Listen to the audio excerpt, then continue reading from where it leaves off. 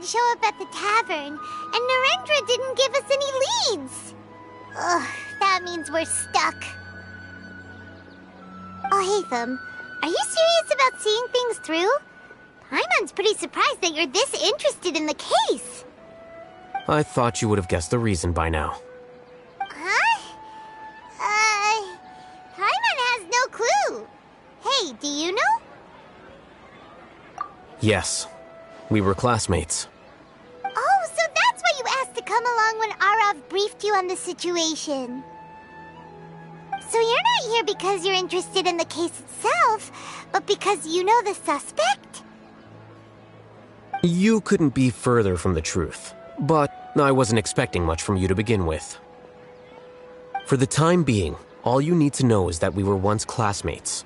I became the scribe afterwards while he continued his academic endeavors. He submitted a thesis 1 year ago, and the Grand Sage at the time asked for my opinion. I did not approve of it because it committed one of the 6 cardinal sins by touching upon human evolution. From violating matters regarding human evolution to attempting the forbidden and fearing none, the 6 cardinal sins are the origin of all evil in this world. They are also what the sages use as a reference when formulating or amending the rules of the academia. My opinion was that Suraj's research was both overly naive and in violation of various core principles. The Grand Sage took some of my suggestions on board and ultimately decided to reject the application.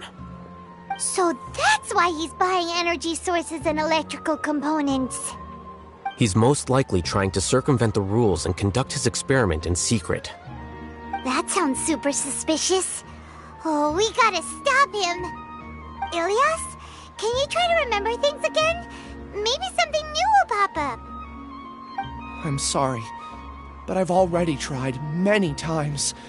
And no matter how hard I try, it feels like everything in my mind is shrouded in a thick mist. It is possible for a person to subconsciously forget some of their memories as a defense mechanism against extreme stress. However, these memories aren't truly lost, but merely sealed away. They can be restored with the appropriate stimulus. Now, try to recall things you care about. They don't need to be related to this case. Well, actually, I feel like I've forgotten more than just the memories of the time I was kidnapped and experimented on. The kind of person I am, the things I've done, I can remember some things, but I can't recall some others no matter how hard I try. But I do vaguely remember that there are 2 things that I have to do no matter what. Do tell. The first is to get my paycheck from the academia and give it to my younger sister in Gandharvaville. I'm not sure about the details, but it seems that I would send money to my younger sister every month to pay for family expenses. And the second thing? What's the second thing? I can't remember. Sorry, there's just so much I can't recall. Not unexpected.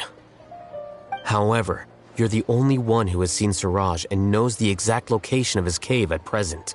As such, we'll do everything we can to help you regain your memories. Losing your memories must be really painful. But don't you worry, we'll help you get them all back. Oh, thank you so much. This feeling, it's more than just pain. I don't know how to describe it.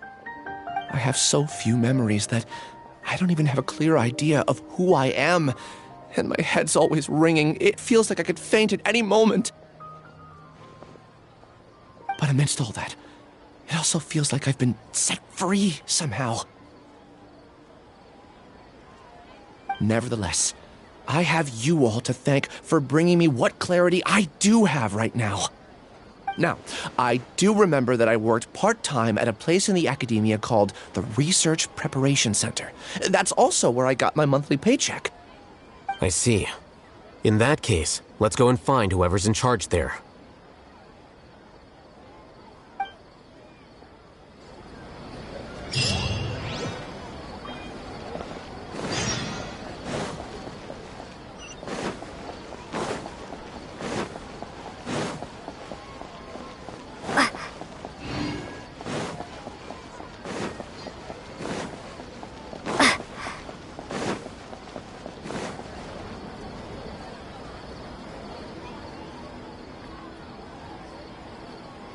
Sorry to interrupt, everyone. We finally have some real dream experts joining us. Esteemed experts, this way, please. Ahem. Now, if anyone has any questions, please feel free to ask them. They must be dream experts from another land. Great! Oh, I have a question. Me first! Me first! No rush. Everyone, please line up and ask in an orderly fashion.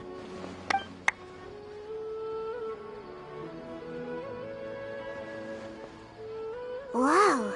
Paimon didn't expect them to be so enthusiastic. My question is simple. My everyday life is very difficult, so I would like to become a slime in my dreams. How can I do that?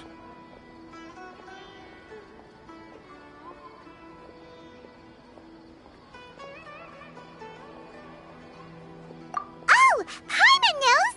Paimon's had this kind of dream before, so she knows a thing or two.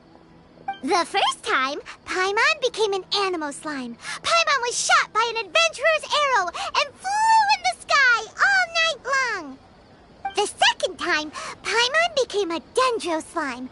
A group of kids thought Paimon was a radish and pulled out all the grass on her head. Oh, it was super painful. The third time, Paimon became a cryo slime. In the end, Paimon was captured by a chef and turned into a smoothie. And the fourth time, Paimon became a powerful Geo slime and went to take revenge on the forest boar that used to bully Paimon. But then the boar showed up with all of its relatives and Paimon lost again. Wait, why did all of your dreams end so tragically?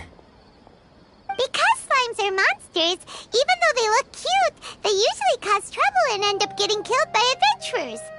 Things don't tend to end well for monsters. Believe Paimon. I suppose you're right. They are monsters, after all. I just want to experience a different life, but it seems that becoming a monster would be even worse than my current life. Maybe I'd be happier if I became just a regular finch. Or fish. Looks like being an expert is way easier than Paimon imagined. Next! Oh, it's my turn. Esteemed expert, I want to know what posture I should sleep in so I can have the same dream as the one I had last night. Well? Hey, you're supposed to be helping. First, why don't you tell Paimon about the dream you want to have again? Oh, it's quite ordinary. I sat and chatted with my wife on a sunny day, listening to the breeze blowing through the valley. Why don't you just find your wife and talk with her? There's no need to wait for a dream. Well, unfortunately, she passed away. Oh, sorry. Paimon shouldn't have assumed anything. No, it's fine. I didn't make that clear. I just want a chance to see her again.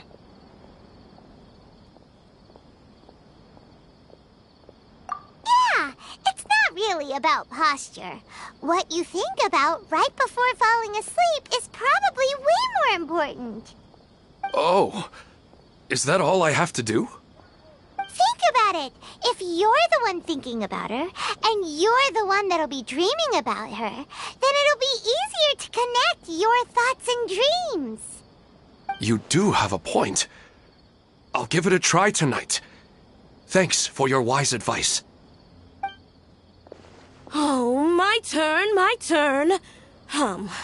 I want to know the name of the plant in my dream. I want to bring the souvenir box to my room into my dream.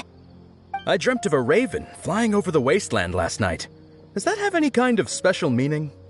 Hey, no rush! One at a time!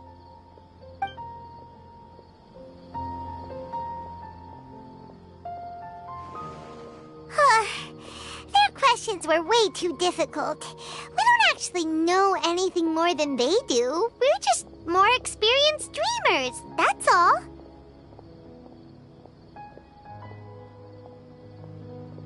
You do have a point. It's more rewarding to explore and contemplate contemplate the meaning of a question than to focus on the answer itself. Right now, these people are like wanderers who've starved for 3 days and 3 nights and are desperate to replenish their energy. Any explanation they get now is like pure sustenance to them, no matter how good the explanation really is. Oh, and now that Paimon has said that, you know who comes to mind?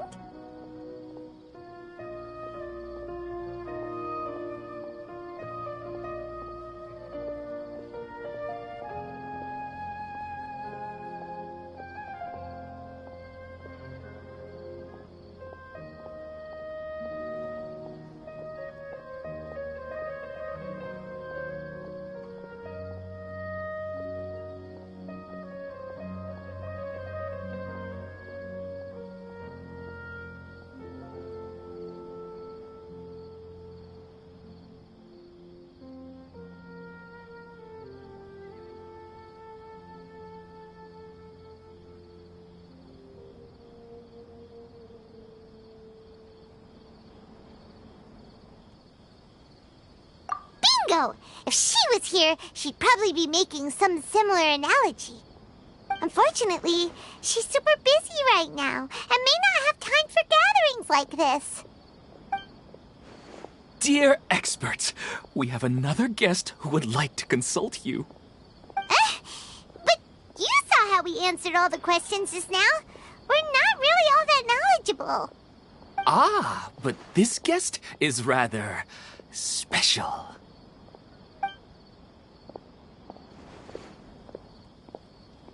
My question is, why didn't you immediately tell me about such an interesting place?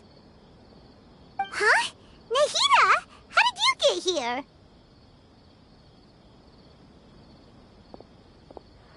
Interesting events like a moment of dreams don't happen every day after all. No matter how busy things are, I'd still set aside some time to check it out.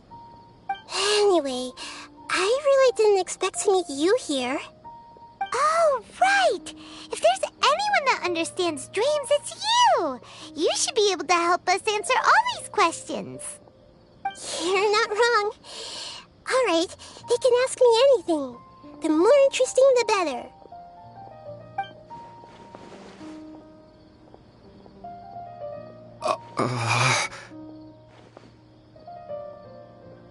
Huh?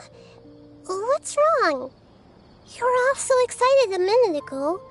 Why the sudden hesitation?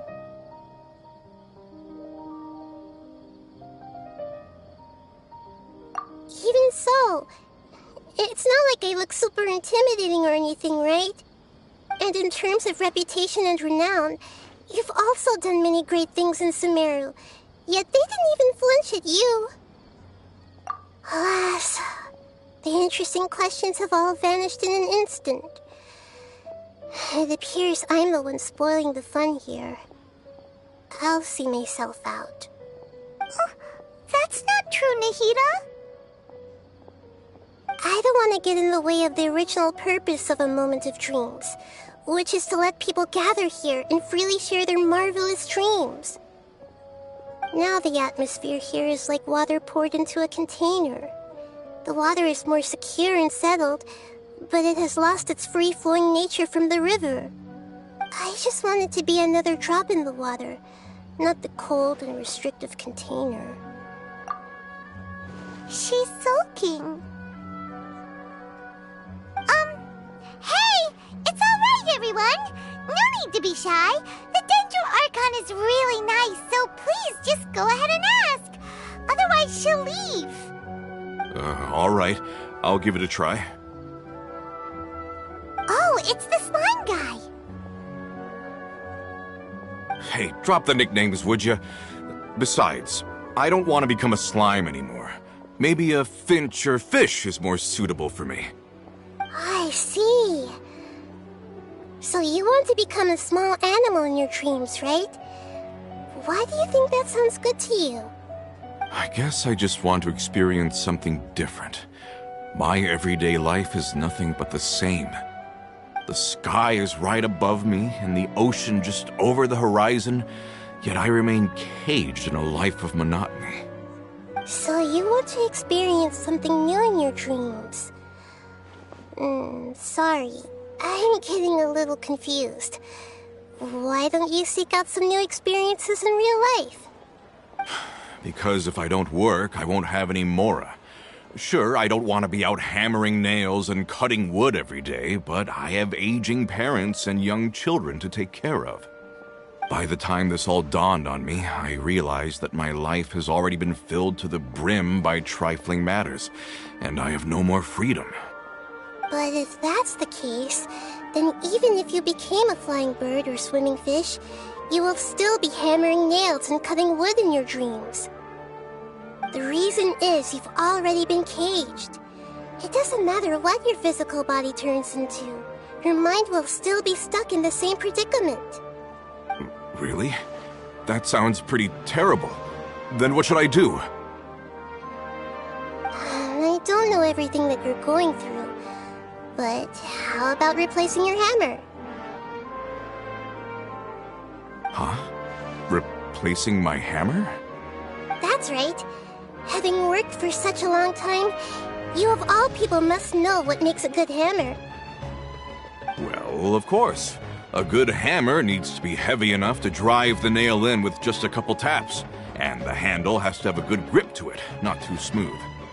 Come to think of it, I haven't replaced my current hammer in quite some time. You should replace it. Then decorate the handle with something you like. Maybe some ornaments, fur, or hard leather wrapping. Then, write the names of your children on it. That makes sense. I think it'd give me a good boost of energy at work. A new sense of adventure often begins with the little things in life. You don't need to become a bird in the air or a fish in the sea. You only need to do your best in life, and all those things you cherish will become your source of happiness. Yes. Yes, I get it now. This is a real eye-opener for me. I'll go and pick out a new hammer right away. No, I should make one of my own. Thank you, Great Dendro Archon. That's our Nahida. Only you would know how to get right to the heart of the problem. Actually, I didn't really understand the problem. Huh? I gave him that advice because I once saw a worker doing the same thing. Whenever he became tired, he would look at some names on the handle of his tool. After a moment, he'd start to smile. It really surprised me at the time. My guess is that the names on the handle were of important people to him. After observation, I know this kind of behavior motivates people, but why is that? Is it because of excitement, anticipation, or helplessness? I really don't know. And even if I could know what's going through his mind, it's still difficult to fully grasp his feelings. Oh, Paimon gets what you mean. Huh. Paimon had no idea it takes you so much effort to understand these kinds of things. That's why I was a bit nervous just now. But luckily, seeing his happy face in the end reassured me that I didn't say anything wrong. Don't mind me, though. This is just my way of learning. Hey, don't forget about Paimon! Everyone knows that Paimon's also super skilled at reading people's feelings. Thanks, you two. That makes me feel a lot better. Let's move on to the next question, shall we? I already asked the experts my question earlier, but I wanted to hear the Dendro Archon's response too. What should I do if I want to see my deceased wife in my dreams every night? Longing for the deceased.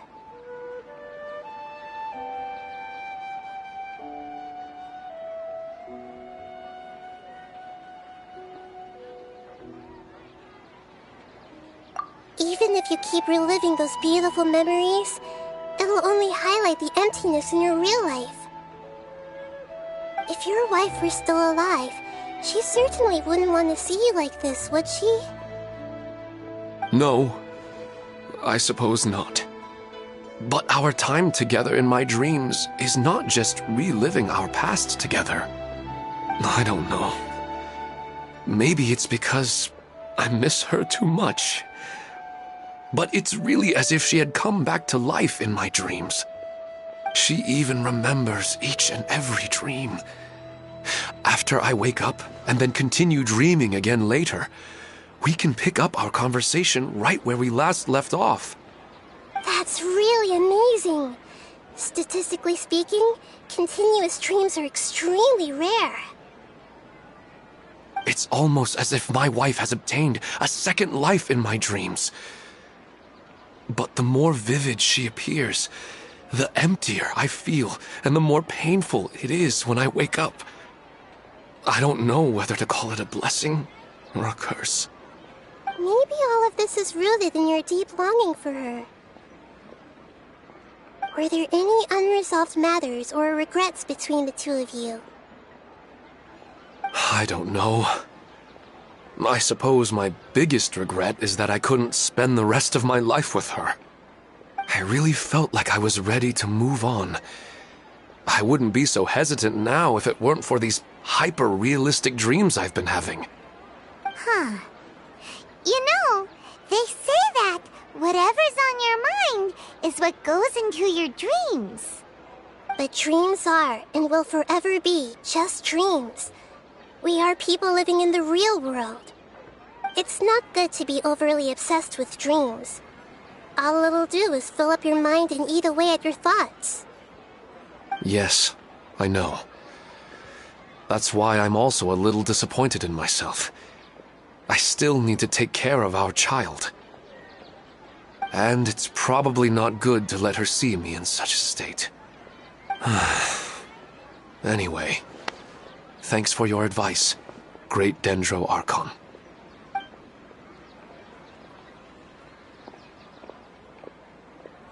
I'm a little worried about him. I hope he can find a way to cheer up soon. I think I can handle things from here.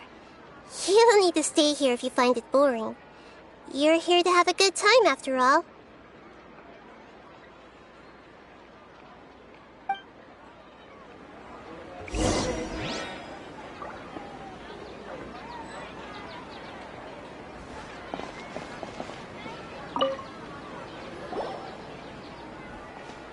Are you feeling any better now? Yes.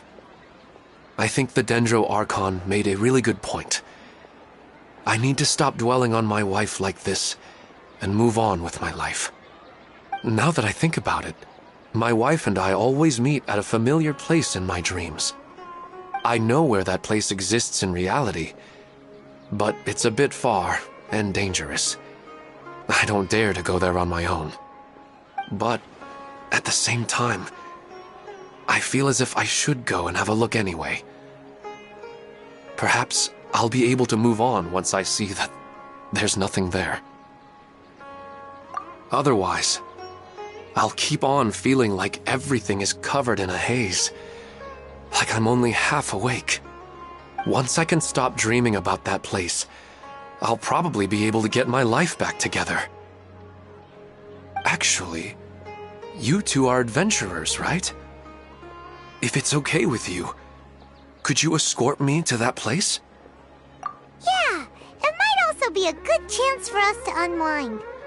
Even if you can't see your wife there, taking in some nice scenery will definitely help cheer you up. Yeah, I hope so too. All right, go ahead and get yourself ready then.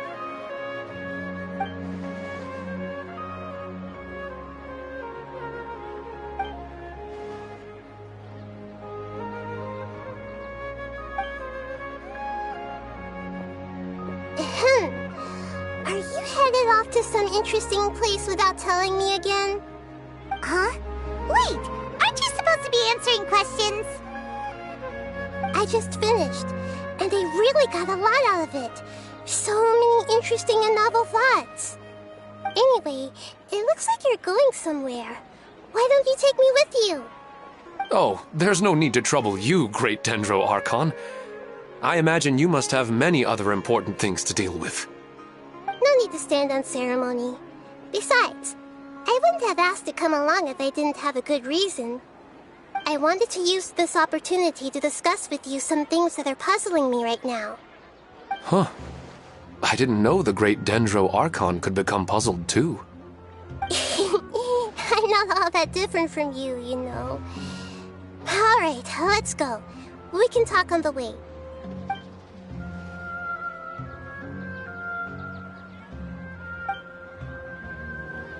I should be at Jafar Tavern right now. Let's go see him.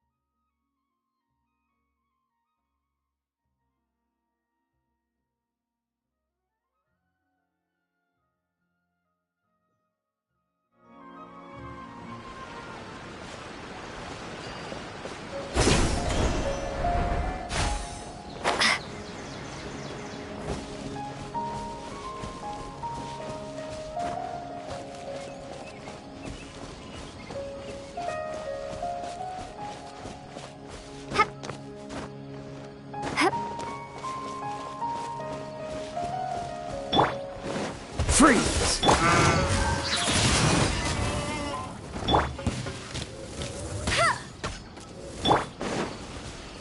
Dodge this! Windblade!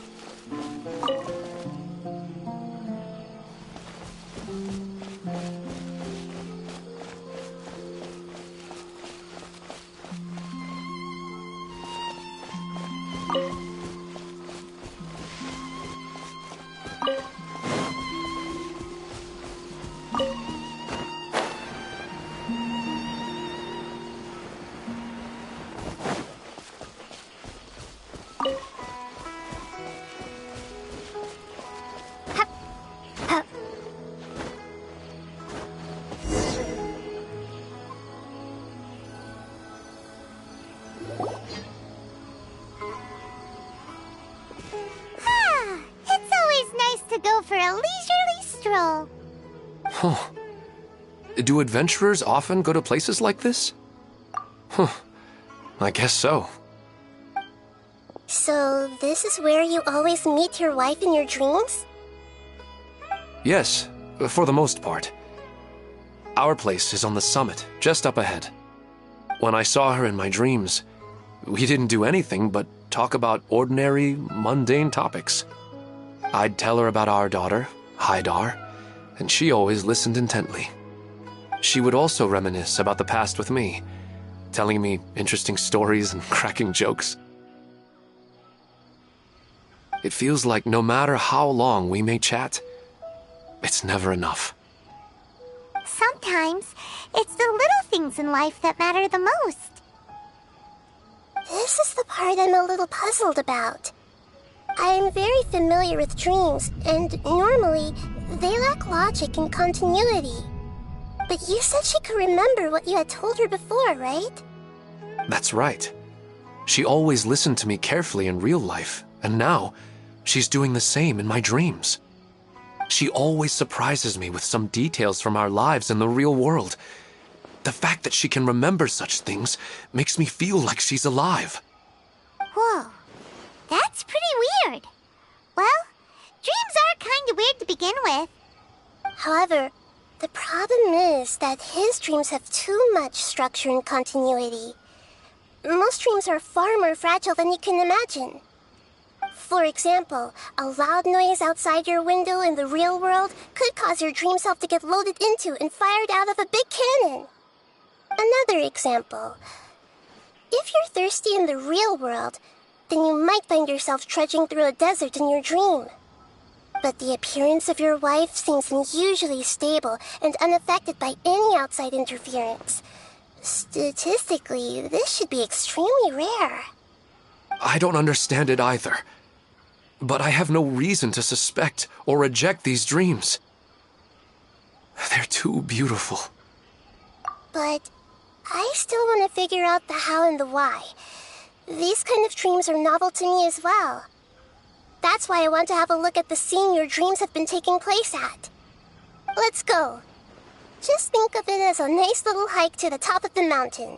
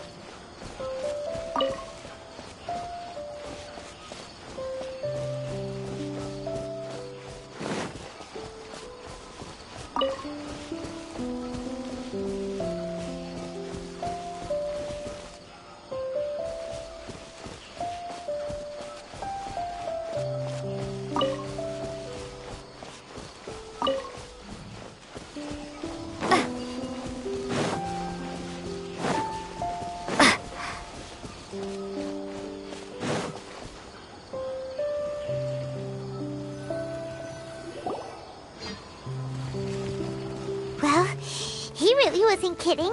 This place definitely isn't safe. No matter. We'll just finish them quickly. Huh?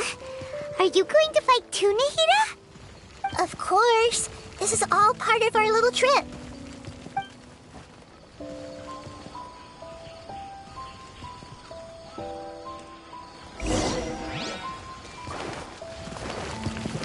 Commit to memory. Yeah, yeah.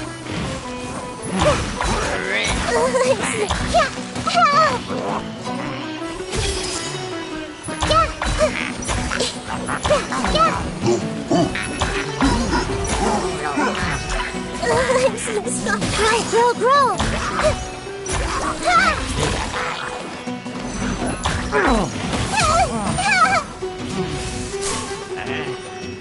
This might hurt a little.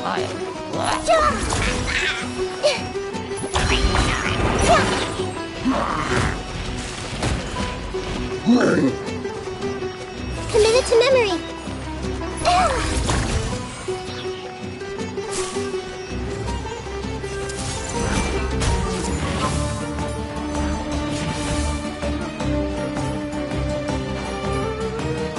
I see everything.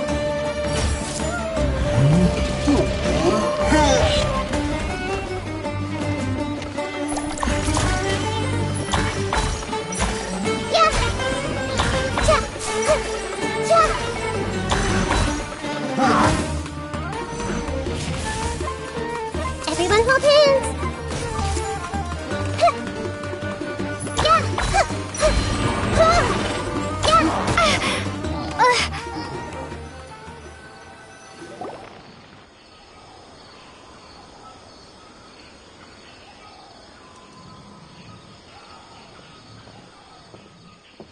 The scenery here is amazing! It also seems like a great spot for eating snacks and taking a nap. Paimon wouldn't mind spending some time here every day either. I've yet to see anything strange about this place. I do not plan to deny the power of longing. Such an intense but unquantifiable emotion could indeed have the power to organize dreams. His wife must be a really amazing person. Huh? Wait, where'd he go? Oh, so you were waiting for me here? Well, guess what? I've brought someone amazing with me today. When the Dendro Archon said she wanted to come with me, I could hardly believe it. I'll bring Haidar once I'm more familiar with the way here. She's been telling me that she really misses you. Huh? What's wrong with him? There's nobody there. Wait, Minar. Don't go that way. It's dangerous. Uh-oh, he's gonna fall! Catch him!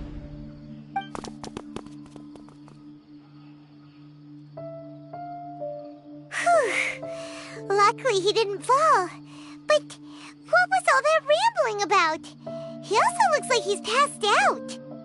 He's in a dream now. What he said just now matches almost perfectly with the dreams he's described to us earlier. Oh, so he fell asleep and started to have the same dream? I find it a little strange as well, but we mustn't awaken someone while they're sleepwalking. All we can do is sit here and wait. Huh? Minar. Where's Minar? Oh, good! You're finally awake! What happened? Huh? Sleepwalking? Oh, right. It was all just a dream. The moment I reached the summit, I saw my wife, Minar, sitting there, and walked over to her. After I introduced her to you, she seemed a little flustered and started walking away. I told her to stop because of the cliff, and then she seemed to suddenly disappear. A strong wind started to blow around me and the sky grew dark. When I realized something wasn't right, I woke up. That sounds pretty wild. Maybe you were just too tired. I don't think so. I slept a lot yesterday, and I don't feel very sleepy now.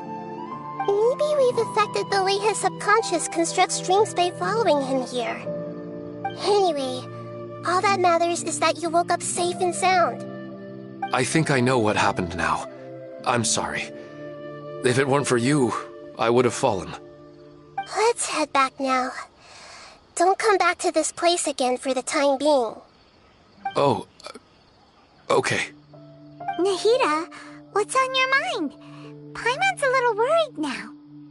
We still don't have enough evidence to work off of, so it's hard to draw any reliable conclusions yet. But I'm concerned that Ilmon's case may not be unique to him. Oh, right! Come to think of it, there were lots of people from the event who had vivid memories of their dreams. Right.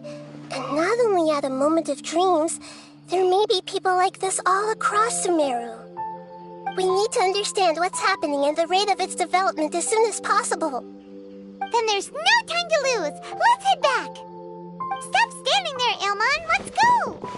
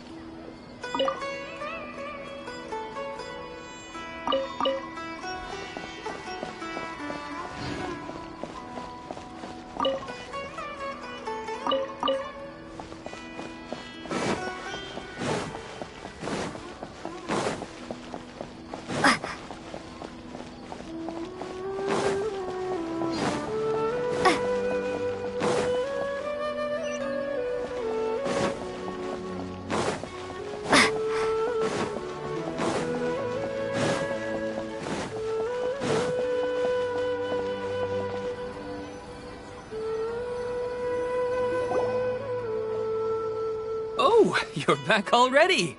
How'd it go? We have an emergency on our hands. Please notify everyone here that while they can continue to discuss their dreams, they mustn't try to visit or recreate the locations and scenes that they have been experiencing in them. What? All right, if that's the wish of the great Dendro Archon. But could you at least tell me what happened? You all look so serious.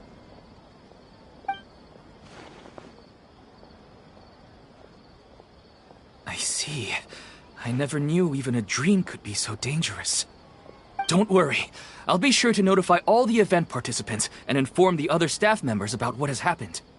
Using the event registration list, I should be able to contact more people that were interested in dreams and warn them about the situation. Thank you. That would be very helpful.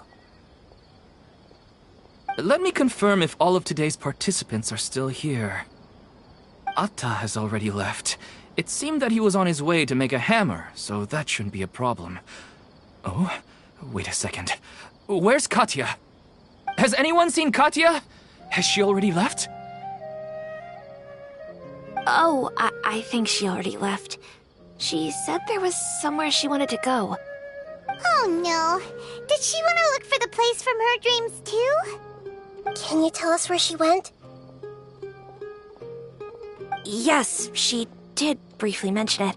Somewhere near Chatrakam Cave. Alright, thank you. We'll go look for her. Please help us tell the others not to do anything reckless. Sure thing. Who would have known things would have turned out like this?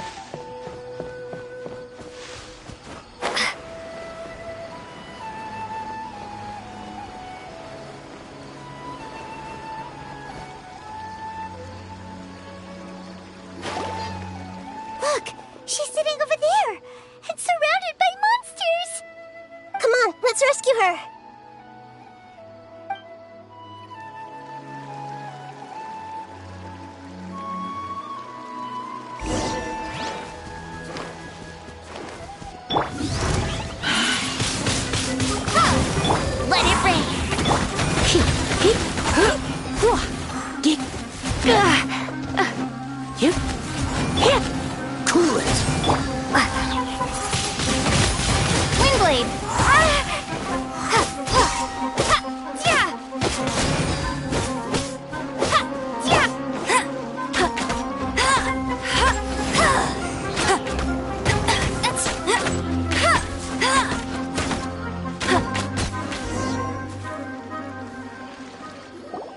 She seems to be in the same condition as Ilman earlier.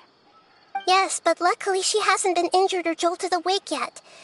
Let's carefully move her somewhere safer. See you tomorrow, Professor Aisha. Huh? Why am I back here again? Dreaming? But what about Professor Aisha? Oh, I see. It was all just a dream. Well, that makes sense. After all, it hasn't changed a single bit. Huh? What's it? Nearly 20 years, and it still hasn't bloomed.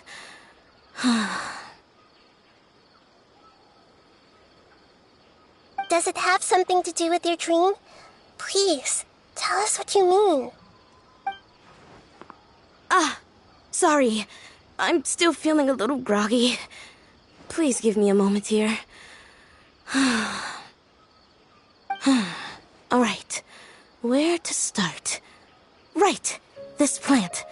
So, Professor Aisha gave me this plant just before she left. She was a good friend of my parents, and my first real tutor. She was also an outstanding Amorta researcher.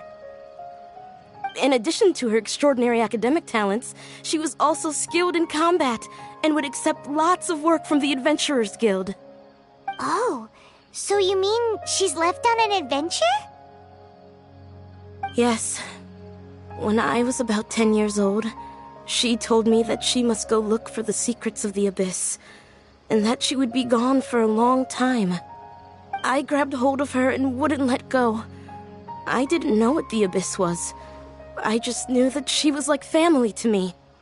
She hugged me, and we cried for some time until I fell asleep. When I woke up, I was already back home. She still decided to leave, but had left behind a letter for me saying that I was the person she cared for most in this world. She claimed that investigating the Abyss could help more ordinary people protect the people and things they care about. She had obtained some important evidence during her past adventures. If she didn't set off right away, she might miss the perfect opportunity. Guess Ad Astra Abyssosque isn't just a slogan. She left a seed in the letter, telling me that if it sprouted and bloomed, then she'd come back no matter what sort of risky situation she was in. She said she looked forward to seeing me all grown up. But strangely, I've tried watering it, feeding it, everything I could think of. But I've never been able to get it to bloom.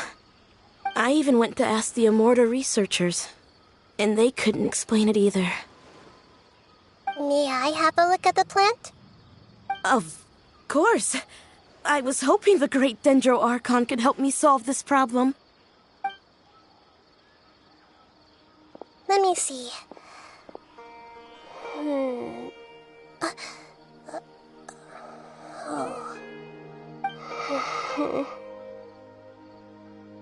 Huh? We've never seen that look on Nahida's face before.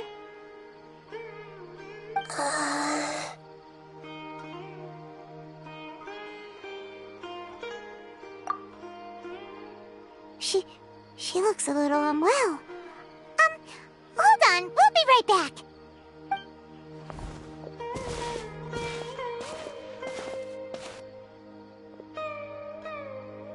What's wrong, Nahida? You can't tell what's wrong with the plant either? No, I immediately understood what's happening with that plant. I'm just not sure if I should say it. This plant is not known to the academic world. It's a new species that our teacher managed to cultivate by some special means. Judging by its features, I can tell from the moment it sprouted, it'll never be able to bloom. It can't be. It means that this Professor Aisha she keeps mentioning might have foreseen the danger and was prepared to never return. From my experience observing people, she would undoubtedly regard this as a brutal revelation. When forced to confront such brutal truths, people may break down into tears, talk nonsense, or lose their tempers. I know she has to face the truth, but at the same time, I don't want to hurt her. Tell me, what should I do? Yeah, that's a tricky one. Seems like you've already got a good idea of the feelings she might experience. But wouldn't that mean I'm just pushing it all on you? What if she just gets angry at you instead? It's all right. There are all kinds of people, and the examples you observed are just the most extreme cases. Okay. Thank you. Let's go back and tell her.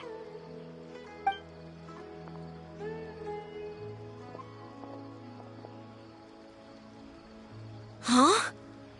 It'll never bloom? But how's that possible?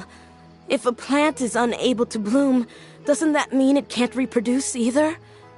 All that's left for it to do is slowly wither away.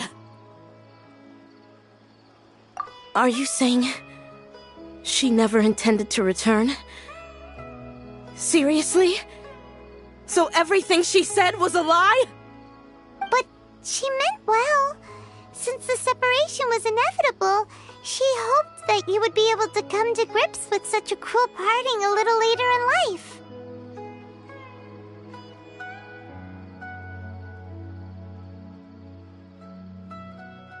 Yeah, her love, care, and attention to you, all those warm moments were real. I guess she had hoped that you could understand and respect her choice after learning the truth. I see. Sorry, I don't want to sound ungrateful, but it's just so much to take in. The dreams are so beautiful, yet reality is heartlessly cold. I really thought she had come back. I had so much to tell her.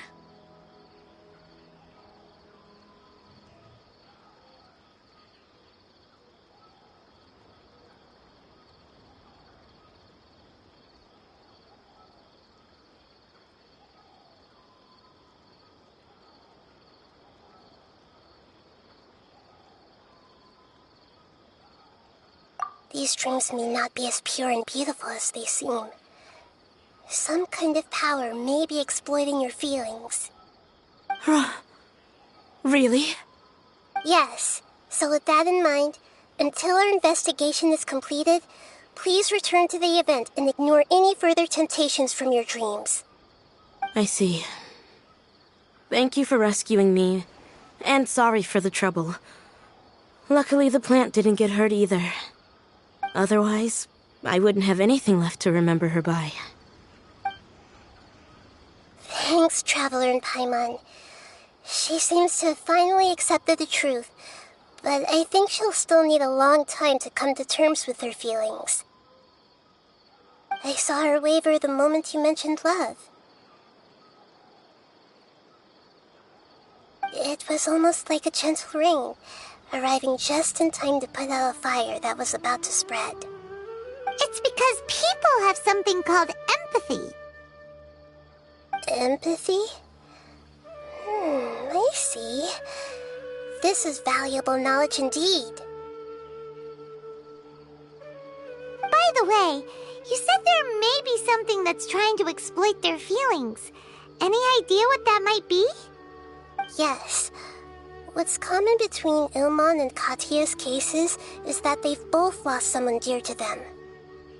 And now, they get to meet the people they cherish in their dreams again, and the people feel more real than anything a regular dream could hope to create.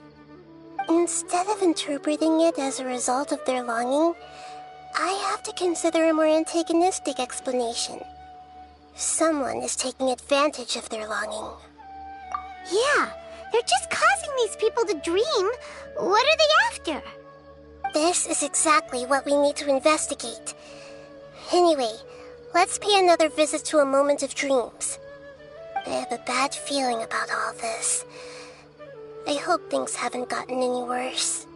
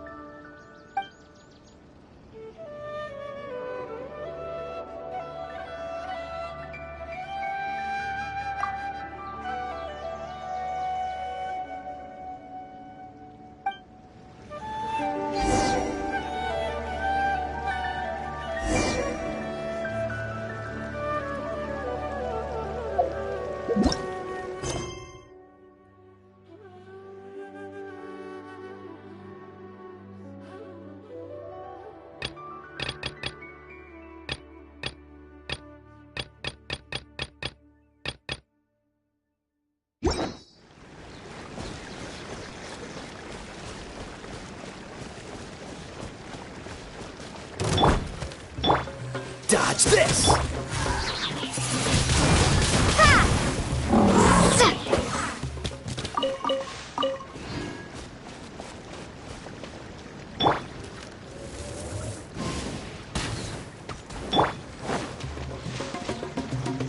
Freeze!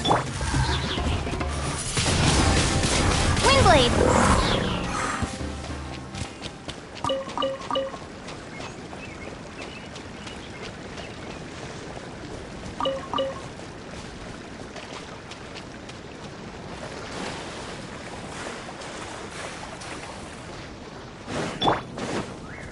Cool it!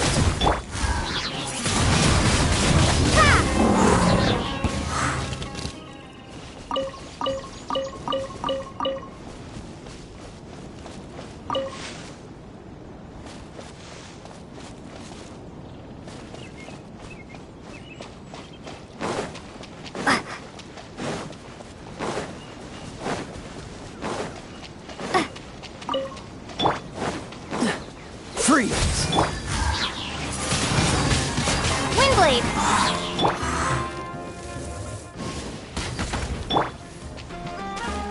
Hit. Huh?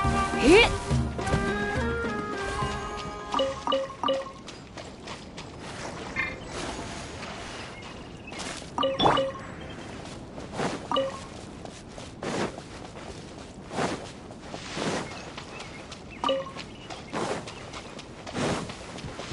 What's the hurry? Dodge this!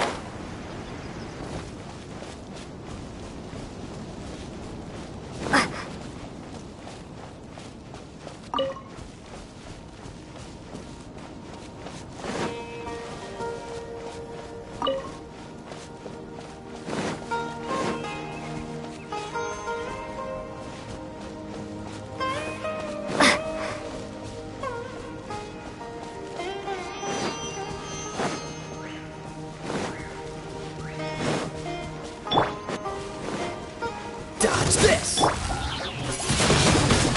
Windblade!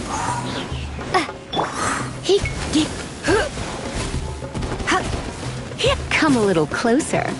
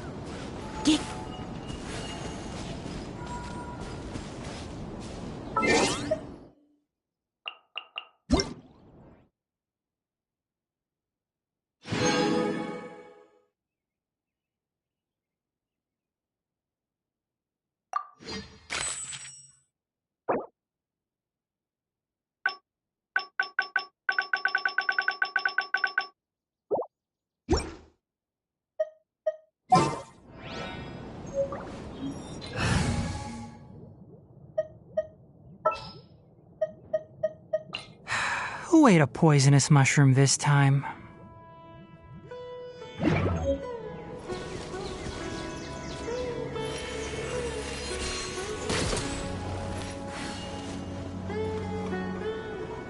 Keep up.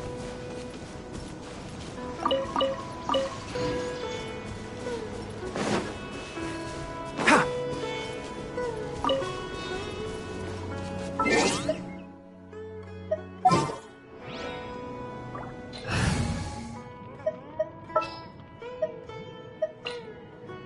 Ooh, you're taking me out.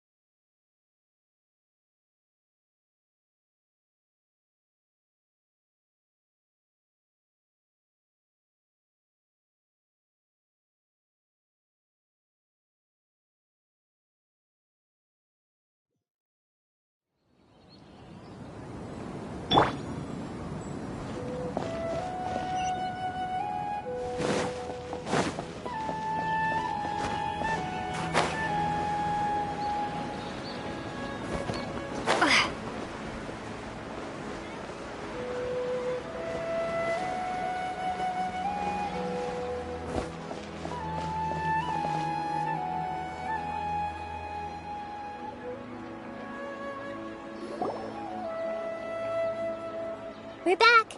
How's everything here? I am so sorry, Great Dendro Archon.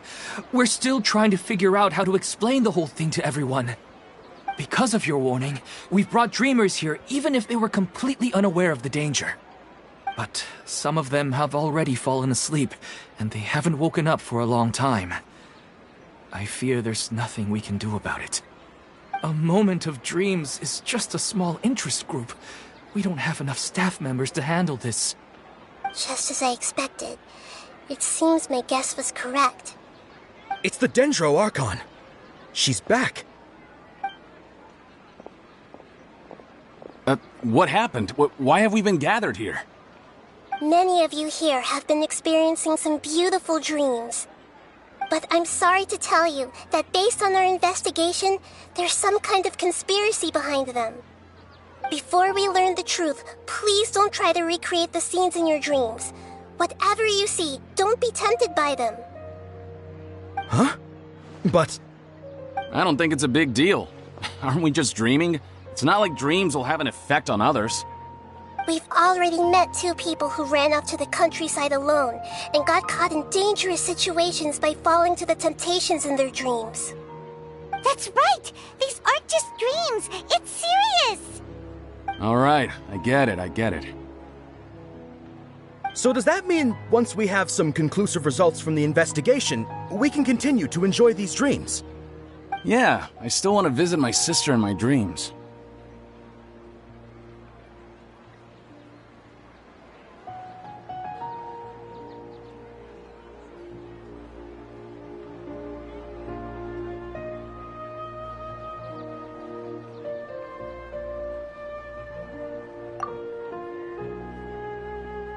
I'm sorry if what I'm about to say sounds a little offensive, Great Dendro Archon, but we had a discussion with the folks who just arrived here.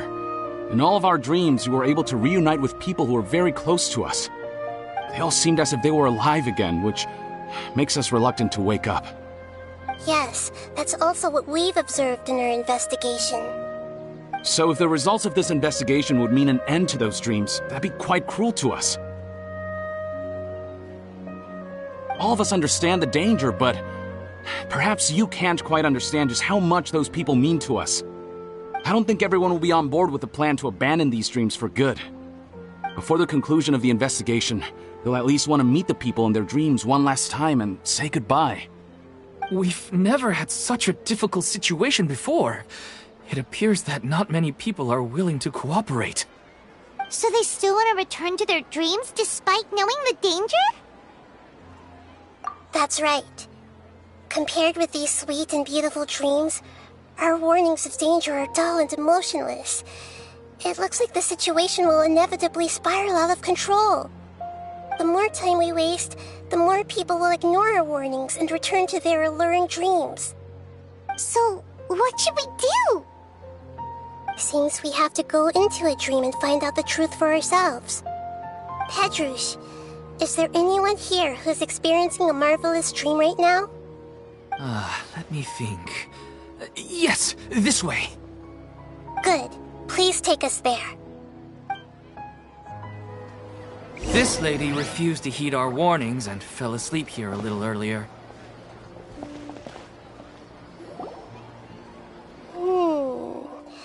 She's only asleep and hasn't started sleepwalking. It seems she hasn't sunk too deep into her dream yet. Do we also need to fall asleep if we want to go into her dream? Don't worry about that. I'm Lesser Lord Kusanali after all. Now, don't be nervous. Just close your eyes. Imagine yourselves as waves gradually rolling onto the beach. You slowly wash over the shore and sink into the sand.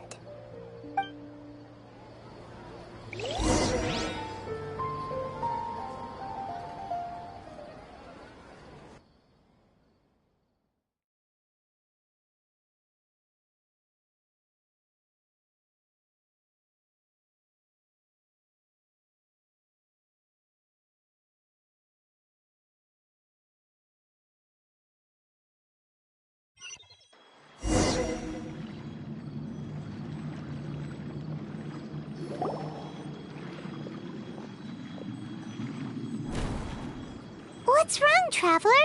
You look a little disoriented.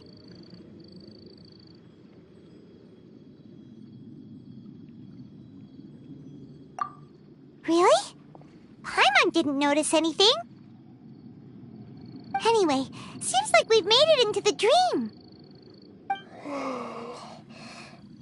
I thought we would arrive at some familiar scene, but we seem to have landed in a completely unfamiliar place.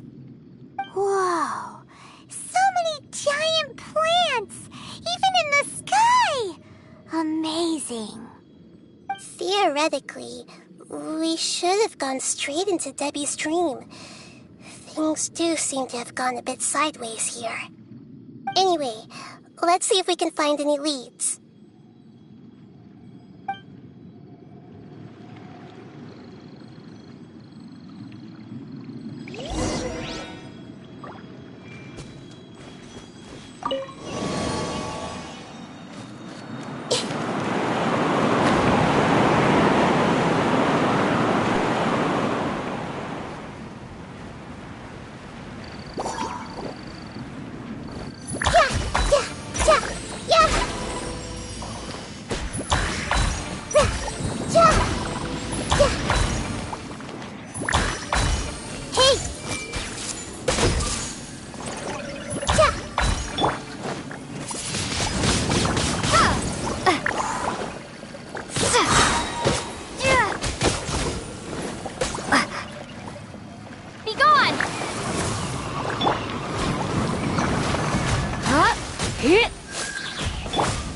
Freeze!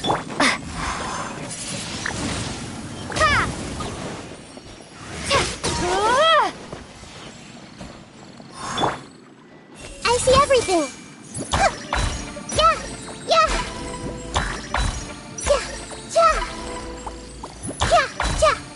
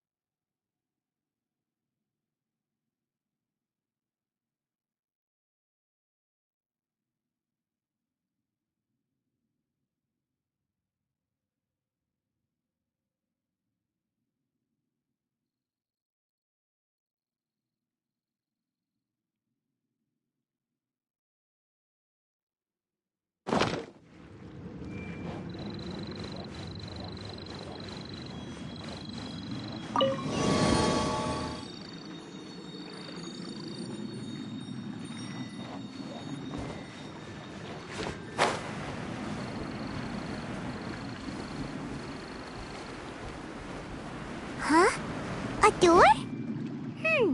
Wonder where it could lead. Well, it's not like we have any other way to go now. Let's go in and have a look.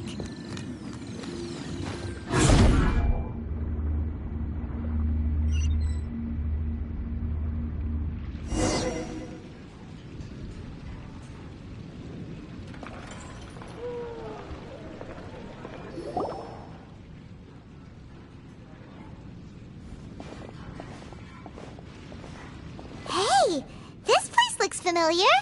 Isn't it Puspa Cafe? Oh, Paimon sees Debbie. She's right over there.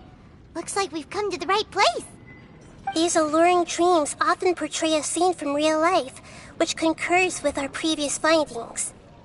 Really? But what about that space we were in just now?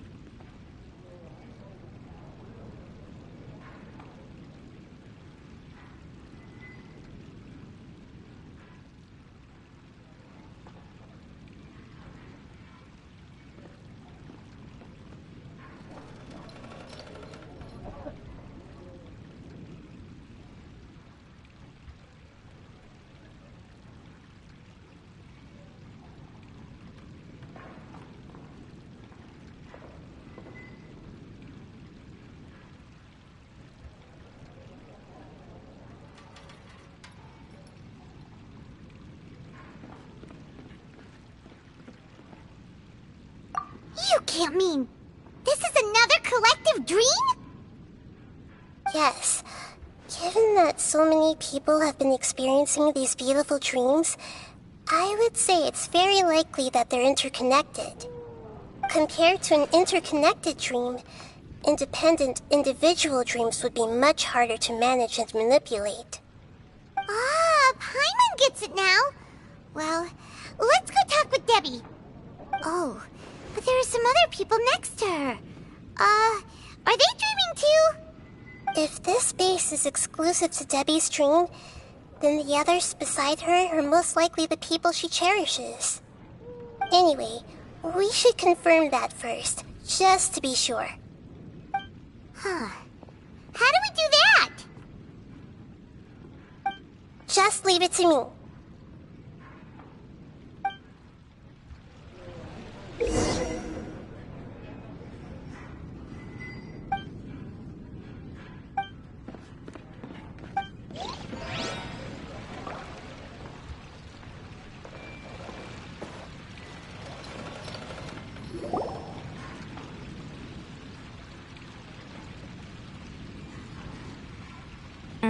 The coffee here still tastes the same as ever.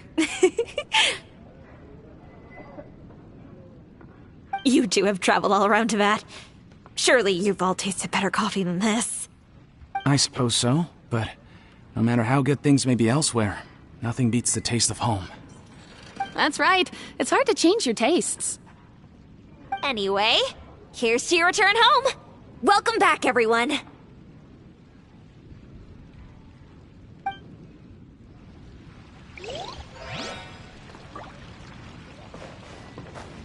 Everyone hold hands!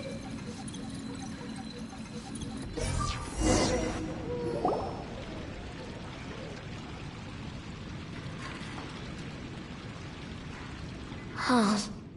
How could they be? Well, I guess it doesn't matter. Huh? She sounds a little hesitant. I've confirmed that this dream belongs only to Debbie, because I'm unable to hear the thoughts of the other two people with her. So, this is the power of the Dendro Archon? Paimon, I better watch her thoughts from now on. Don't worry.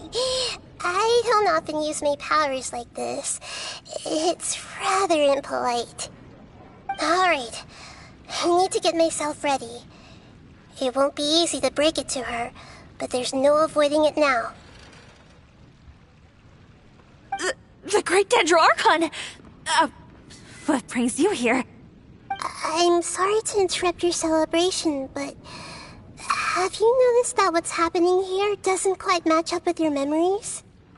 I don't quite understand. Great Dendro Archon. What do you mean? I get it. The Dendro Archon is trying to say that it's a once-in-a-lifetime opportunity that we're able to gather here. Hey, how about a cup of coffee for all of you? My treat. We just returned from a fruitful adventure. Memories? A once-in-a-lifetime opportunity? Think carefully. You of all people should know what really happened to them. Are you sure that meeting here and chatting the day away like this isn't just a product of your own wishful thinking? Yes. The reports from the Steambird were true. The ship they were on struck a reef and sank. And I never heard from Basima and Gaspar again. Hey, come on now. What are you talking about, Debbie? Yeah, trust your memories. Nothing you see here is real. I get it now. This is a dream, isn't it? But since it's my dream, it doesn't matter if this is real or not. I enjoy the way things are here. I no longer have to face the tragedies of real life. These friends mean the world to me. Nobody else can understand me like they do. There's nothing wrong with continuing this dream. Is there? I'm worried that if you were to continue dreaming like this, the lines between dreams and reality will gradually become too blurred for you. These dreams will always give you what you want, while reality remains full of pain and difficult situations. If you're not careful, you can get hurt. Don't worry. I still have control. I won't let it go that far. Are you sure? Hey, how about we put all this troublesome stuff aside and get back to our coffee and snacks, Whether it's just a dream or real life, you should be happy. You can't just brush off something like this. We don't even know how you people got here or where you even came from. Sorry. Paimon didn't mean to upset anyone. No, it's all right. I understand that you're just trying to look out for me. It seems that for now, this place is still relatively harmless for you. But I wonder if there's any way to go deeper into the dream. Huh. Now that you mention it, I once heard a strange voice tell me that there's an entrance here. I'm not interested in checking it out at the moment, but maybe I'll go in and have a look later. Okay, thanks for your help. Just as I expected, we're only on the surface of this dream. Let's go.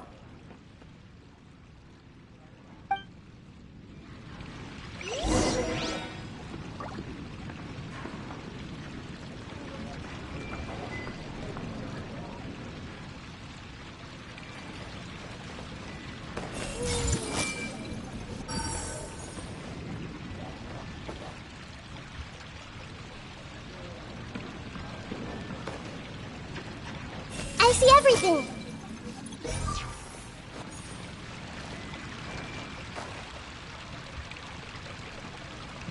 Hey!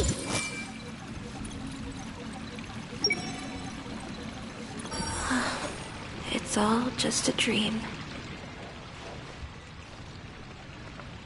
Everyone hold hands! It's all just a dream.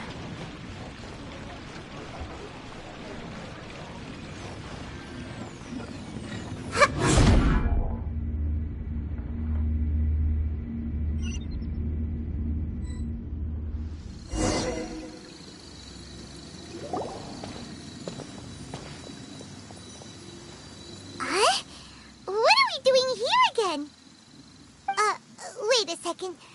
We were just up there. No, down there? Did we go up or down? Don't panic. This is how dreams work. We've left Debbie's dream, but the dream is still continuing onward.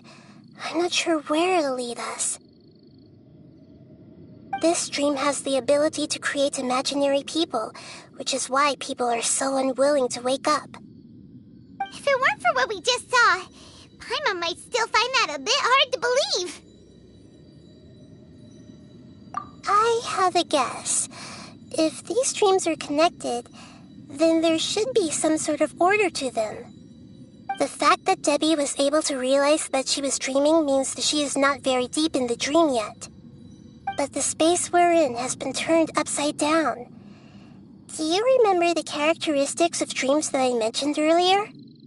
Oh, right! Dreams are chaotic. That's right.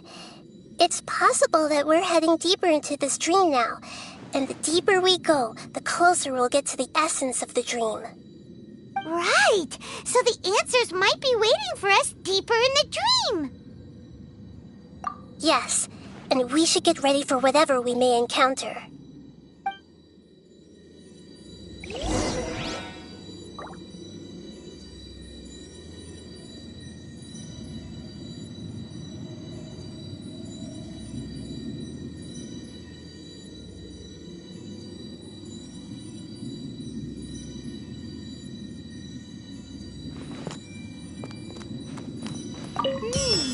It looks like we may need to put something inside there.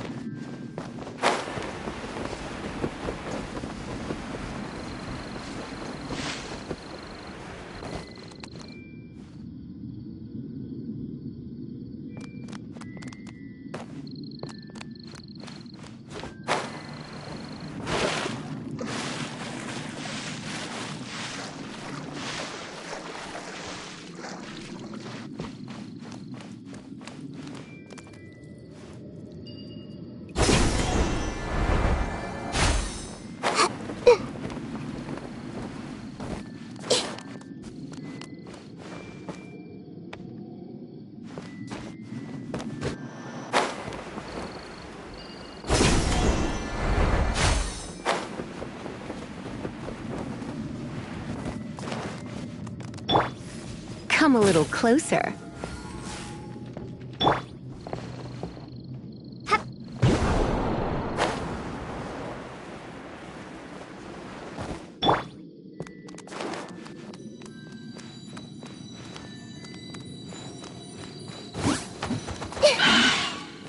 I see everything!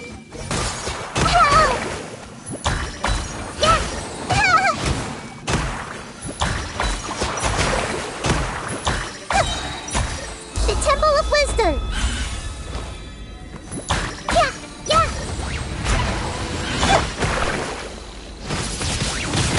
Windblade! Dodge this!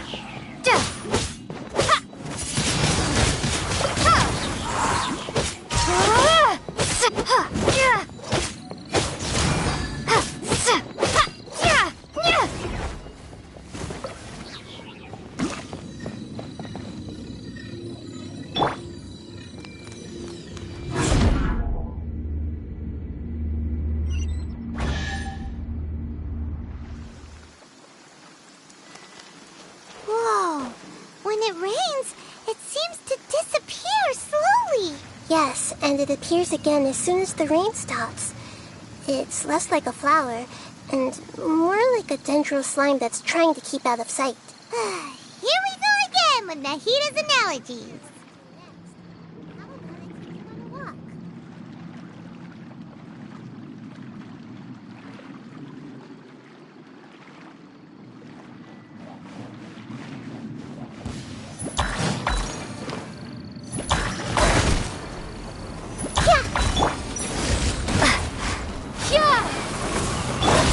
Yep.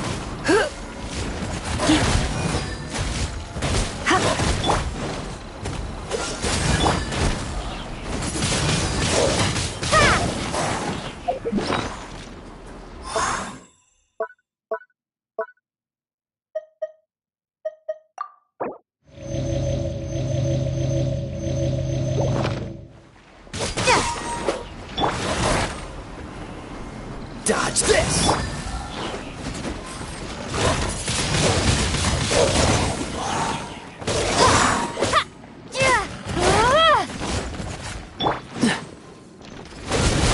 What's the hurt?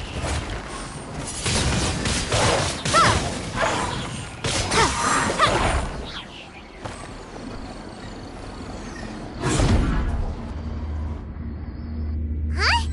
Are we back up here again? Wait. I'm confused. Are we up here or down there? Good thing we didn't fall. Yes, we did. We just fell upwards. That's not helping, Nahida!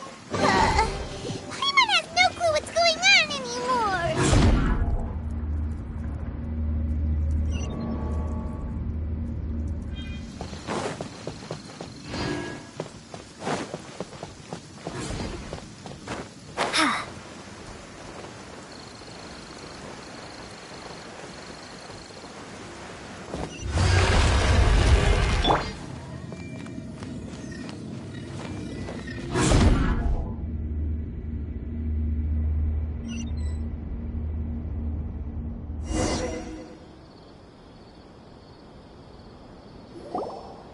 Wait, weren't we already here a little earlier?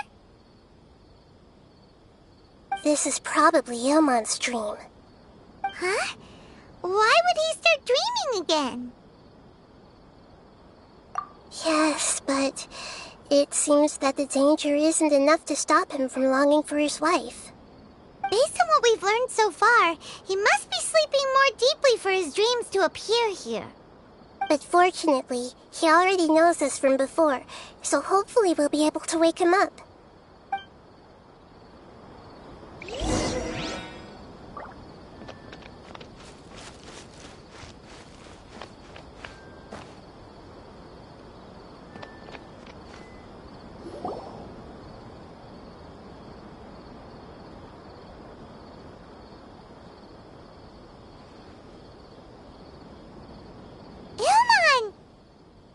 Oh, it's you! Incredible! I didn't know you would appear in my dream, too. Did you say dream? Wait, so you know this is a dream? Of course. Such good things rarely happen to me in real life these days. Here, let me introduce everyone. This is Minar, my wife who I mentioned before.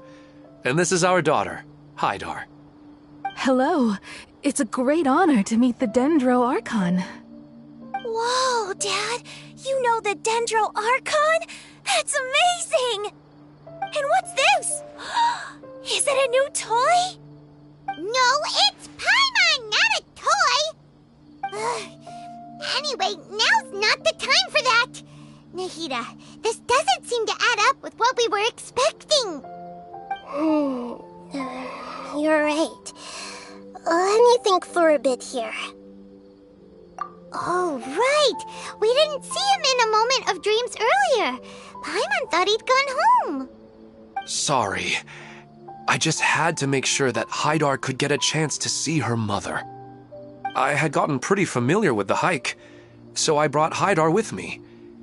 I'm just glad we didn't meet any monsters along the way. Yes, I'm glad too. I didn't expect her to grow up so fast. It must have been very hard for him.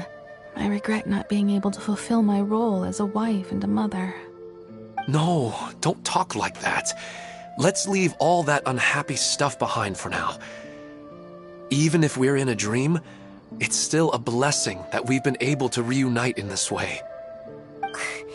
What should we do now? Should we tell him the truth? You can let me break the news. I should be the one to do it.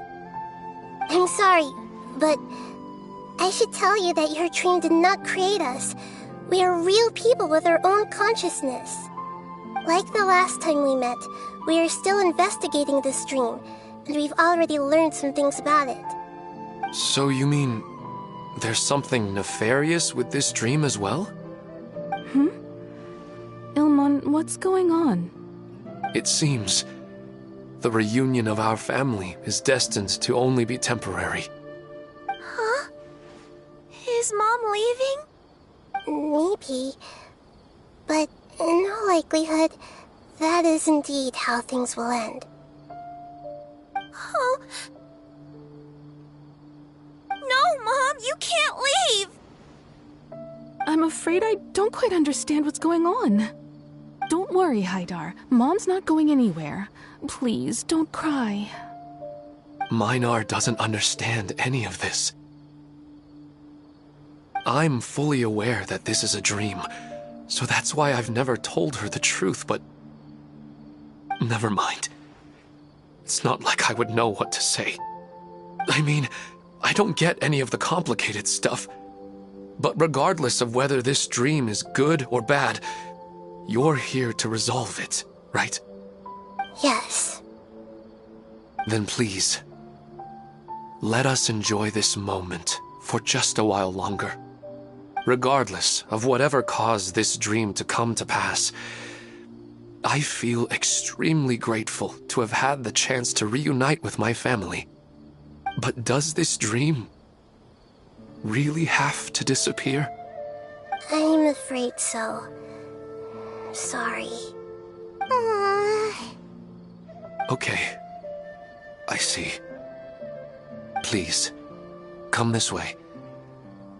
You can go even deeper into the dream by heading in this direction. I have heard that the further down you go, the more pleasant the dreams become. And the more you want to stay. The answer you're looking for may also be found there. Go ahead. Thank you for helping us, and I'm truly sorry. You're welcome. It's not like I have any say in the matter. I'm just an ordinary person, after all. Who am I to interfere with the work of a god? I'll be right behind you. I should at least let Minar and Haidar know what's going on here. Otherwise, my daughter might be mad at her mother after we wake up. We're not doing something bad, are we, Nahida? That depends on how you define good and bad.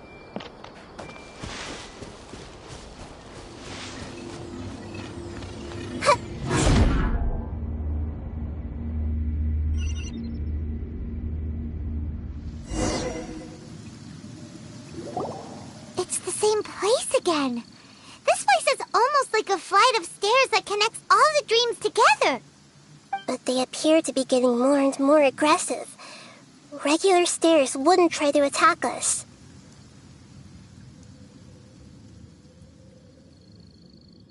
Right. Something seems to be off about our theory. Ilmon is clearly aware that he's dreaming, and he's enjoying it. Rather than dreaming on a deeper level, he almost seemed more awake. I believe we're on the right track, but we just need another explanation. It's not that the dreams are getting deeper, it's the owner's attachment to the dreams that's getting stronger. But you would never mistake dreams for real life, right? Sometimes, Paimon almost wishes her dreams could be real. But it's just a quick thought. It's not long before Paimon's thinking about other things, like sticky honey roast. Listen, we're real beings living in the real world, and that's where our focus should be. This also explains the insubstantiality of our dreams. No matter what they may become, we don't really care. But if we decide to abandon reality and embrace our dreams, then our dreams will become far more substantial. Oh, wait! Paimon's starting to get it now! Your mind will begin to build the dream far more attentively, which in turn will make it feel more real. Do you remember how the Akasha can turn dreams into jnana energy? Constructing a realistic dream consumes a similar energy. Does that mean there's a host of these dreams here like Milu during the Sub-Zero's festival? If we wake that person up, this collective dream will end, right? Most likely. But the collective dream in Sumeru City was created by the Akasha, and now the Akasha has been turned off. This has nothing to do with the Aranara, and humans are not capable of creating a collective dream, which means... Huh? So, did someone manage to restart the Akasha? That's impossible. But they are probably a scholar of the academia who had a close connection with the Akasha. Even so, how did they manage to do it? And how did they choose the host? Yeah, we haven't gotten to the end yet. Once we know their motive, all the questions will resolve themselves.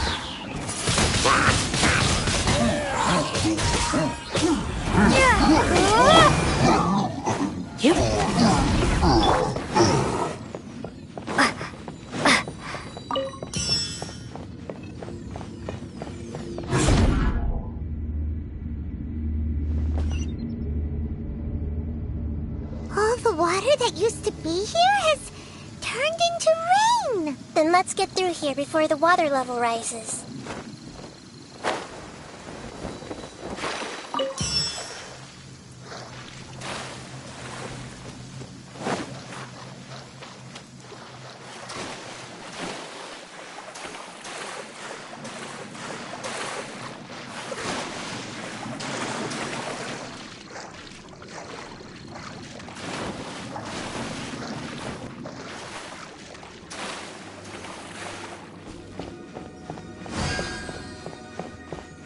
We finally made it! The destination is right ahead!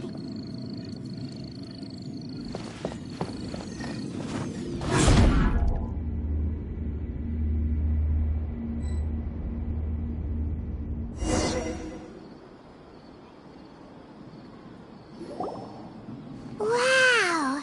A new place!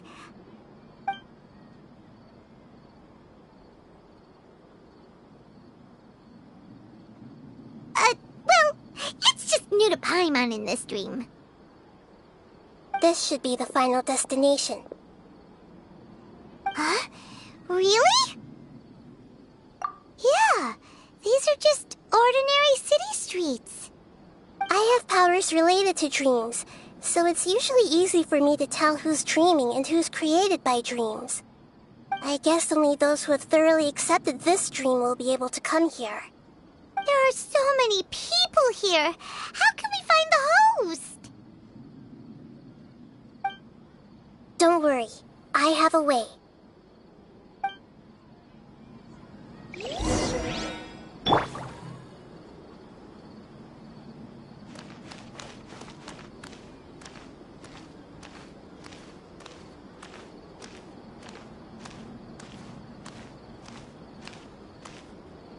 Everyone hold hands!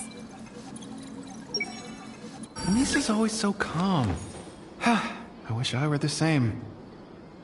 He's just in an ordinary dream, so it shouldn't be him.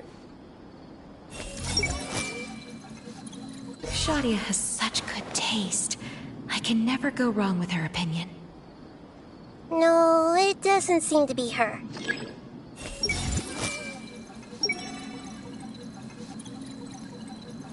Shadia has such good taste.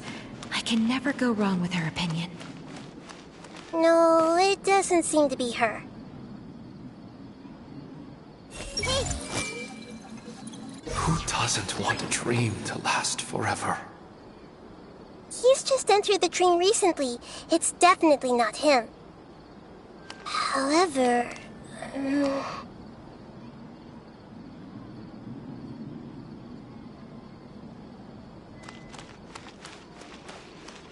Everyone hold hands! Sometimes I wish Rakesh could be more assertive, but I guess I'm also happy enough with the way things are. No, it's not her, unfortunately.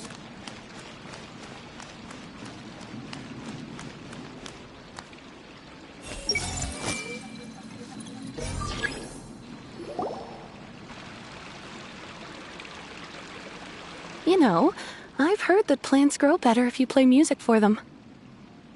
And on that note, it's been a while since I last heard you play. Sorry, I've been a little busy these last couple days.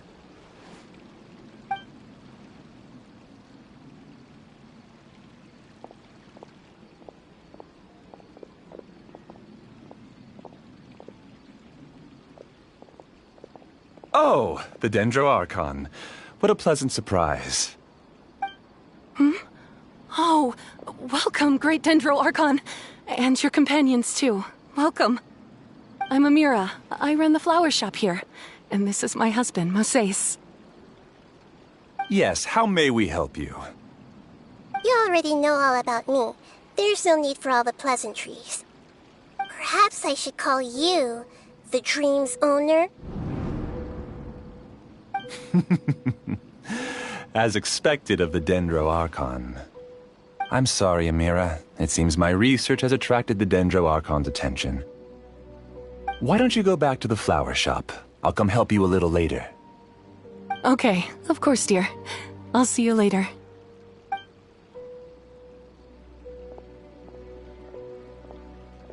It appears that I was too naive to think I could deceive the Dendro Archon in person like this. To avoid looking like too much of a fool, allow me to ask the first question. How well would you say you understand this dream? This dream was built by the Akasha, and it has the power to create imaginary people who no longer exist in the real world. As for you, you found a unique way to become the owner of this dream, going so far as to have even given up the ability to wake up again. Given up? The ability to wake up? Impressive! You truly are the embodiment of wisdom.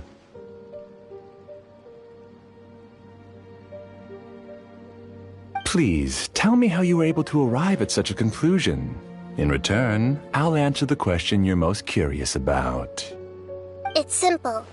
Apart from you, this space only consists of real people who are dreaming and imaginary people who are created here. Although you are here and appear no different from the others, I can't sense your dream.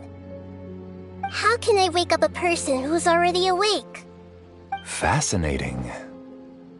Since you're the fully awake owner of this dream, it can never collapse from you waking up. Theoretically, this should also give you absolute control over this place. I have to admit, it really doesn't get much better than that. But even knowing all of that, one question remains. How did you do it? Isn't the answer right in front of you, great Dendro Archon? It's because I've dedicated my entire reality to this dream. I uploaded my entire consciousness into the Akasha when it was still running. Actually, this all started because of an accident. My original goal was not about the Akasha or a collective dream. No. You were motivated above all to create a hyper-realistic person. The desire to reconnect with a real loved one is the one shared sentiment between all our dreamers. That's right. However, human models are too complicated. Only the Akasha has a jnana energy supply powerful enough for me to generate and sustain my models. The Akasha is truly magnificent. If I siphoned a minuscule amount of its energy, nobody would even notice. And even this minuscule amount of energy was already more than enough for my purposes. Even using just crude methods, I was still able to train a fairly realistic person. I named my first work Amira. Huh? You mean the girl we just saw? She and I entered the academia on the same day. Starting with admission procedures, we bumped into each other 6 times on just that first day. And because of that one day, we eventually went on to fall in love. We studied, conducted research, and made breakthroughs together. Our rhythm was always in step. I felt like we were 2 separate bodies that shared the same heart. However, Elazar later took her from me. Yes, I need more training samples to perfect Amira's personality. I found their details in the Akasha's database. Using the pretext of testing for mental health disorders, I implanted signaling devices in their bodies. This way I could connect them to a network, and Amira could feel their yearning. Little by little, they helped her to grow and develop a warm, human personality. To improve my efficiency and allow myself to focus on nothing but my research, I uploaded my consciousness as well, and became a part of the network. So, technically speaking, it's not that you won't wake up, it's that you can't wake up. Yes, because the Akasha was suddenly turned off, I lost all of my jnana energy. I became imprisoned in the very network I had constructed. At first, I panicked. But, after coming to grips with the situation, I realized that I could restart this world as long as I could find a replacement source of jnana energy. That means everyone in the network is providing you with jnana energy! That's all there really is to it. I don't think I'm doing anything wrong. I'm just saving them as well as myself. I provide a beautiful dream, and in return, I harvest their jnana energy as fuel for the dream. They can wake up any time they wish. People need to sleep anyway, so why not have some beautiful dreams while they rest? I agree. This is the home we spent a great deal of effort on to build for ourselves. Yeah, she's right. We're staying here of our own free will. I don't understand this at all, but I just want to spend some more time with my family. I don't want them to be sad. Thank you, dear. Great Dendro Archon, I hope you can understand. You don't need to gather around here. It's all right. The Great Dendro Archon is nothing if not kind and considerate towards her people. She won't interfere with what we're doing here. Uh-oh, now he's playing dirty.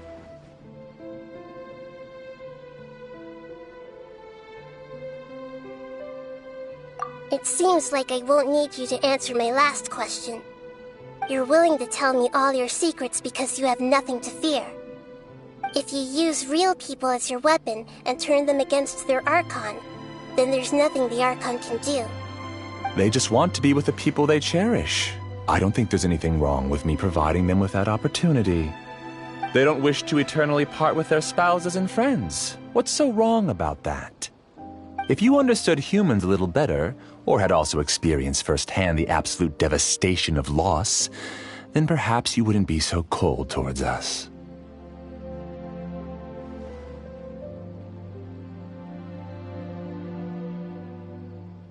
If you had used your talents and determination for a just cause, you could have become a sage of the new generation.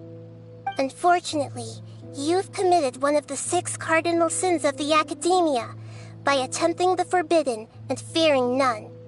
You equated people's feelings with cold jnana energy and deprived them of the pain that they have to face. You lured them into these dreams, and even now, remain completely unaware of how evil all of this truly is. Pain? Luring? Those kinds of things haven't existed here from the moment this world was created. She's right here. This is Ilmon's child, Haidar. Huh? My daughter? What's wrong with her? This dream relies on a set network, which means that only those with devices planted in their bodies can enter this world. Carefully think back and retrace your steps. I secretly went back to the mountainside with Haidar. Minar was already there waiting for me, and Haidar was able to see her mother. You mean she isn't actually the real Haidar? No, because unlike you, she can't enter this dream. The moment you came into this dream, it created a Haidar to realize your wish of reuniting with your family. So, tell me, where's the real Haidar? She's still out there on the mountainside. That's right. And she must have been terrified to see her father not in his right mind. Not to mention the monsters in that area. The situation is very dangerous. If Haidar's still out there, then... What are you talking about, Dad? I don't understand. I must wake up right now. I can't leave her there alone. Oh. It seems the others have also remembered something. People try to avoid pain and stay in their perceived bubbles of safety out of an instinct to protect themselves. This is human nature, but it is also one of their weaknesses. However, why are there still so many people striving to move forward even when they know the path ahead is dangerous and painful? It's because people don't only live for themselves. They have families, loved ones, friends, and communities. They have dreams that they are still trying to achieve. But in this dream, you showed them only the most comfortable and soothing things. This entire world has been built on the foundation of buried and unseen pain. It's all just a well-devised scam. It seems like I've stayed in the dream for too long. I still have so many things I haven't done. Huh. I thought gods didn't understand humans. That would have explained why they created such a flawed world where countless tragedies took place. I didn't expect you to arrive at the answer through sheer power of observation. But unfortunately, it means nothing now. If you wanted to spend a little time in the waking world, go right ahead. In any case, I wanted to spend some time alone with Amira. As long as this dream continues to exist, you'll come back. Humans aren't as strong as you think, and even if you're a god, they won't always listen to you.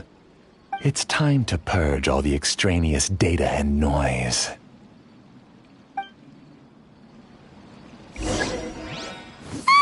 Monsters, be careful! All of you, please get out of here and find somewhere safe. I am the master of this dream. I can create endless waves of monsters with the snap of a finger. Don't worry, they'll wake up before they get hurt. Amira doesn't like to see others in pain. If you know what's good for you, leave now!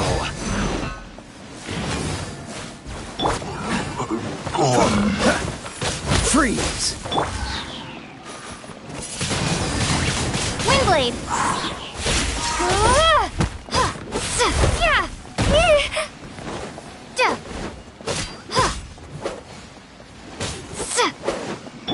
Cool it!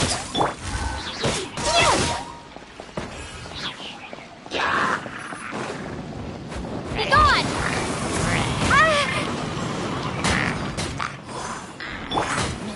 Freeze!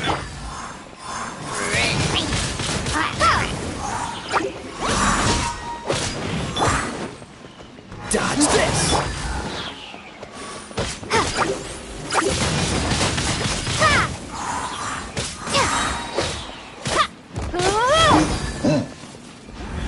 Freeze!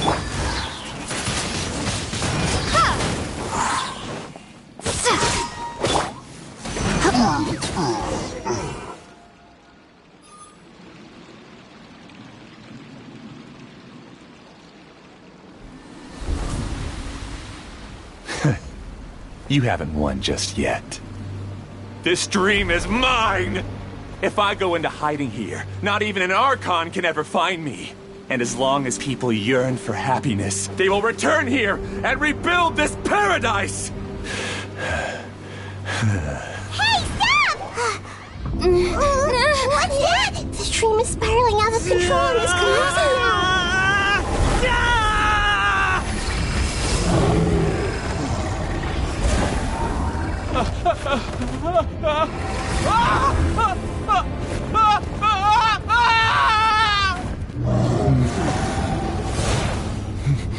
Oh no.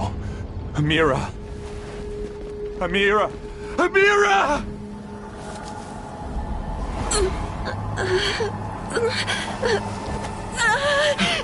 Amira, are you alright? I don't feel well. No, no, no! Please, no!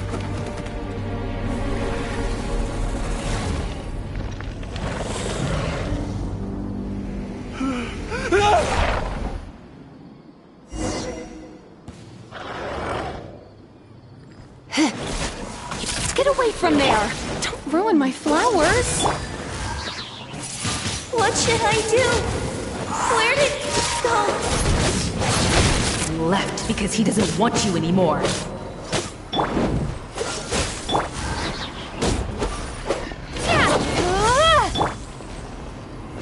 Oh, so sorry. No one escapes my sight! Prepare to be blown away! Make yourselves at home. Surrender and I'll be gentle. Cool it! Shut up! Just decide for yourself.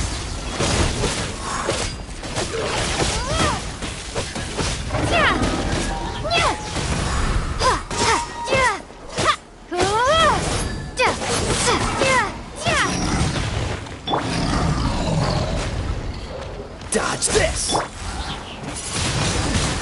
Wingblade! Stop bossing me around.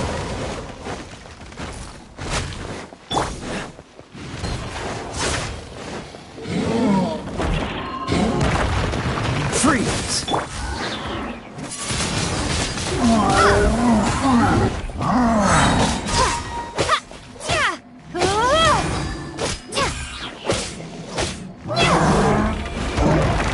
Dodge this! Let it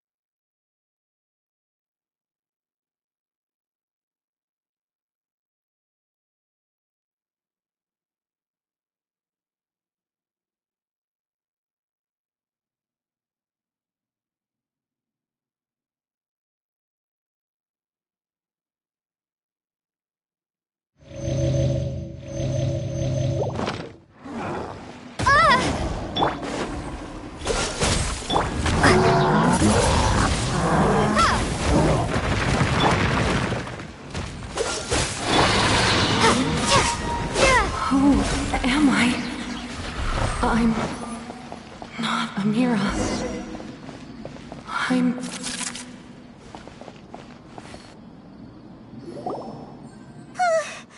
Glad that's over. But what happened just now? He's not very proficient in using the Akasha's technology, and he spent a lot of Jnana energy creating monsters. Now the system is out of control. All the people he created also turned into monsters, including Amira. It's terrible, even for a dream. Even Paimon's freaked out. Paimon can't imagine what they're going through. The good news is that the chaos seems to have subsided. Now we only need to wake up the people here and let them return to their real lives. Amira. My dear Amira. They're all gone. It was just a big dream after all. I couldn't change my fate, and my knowledge turned out to be useless. What a cruel world.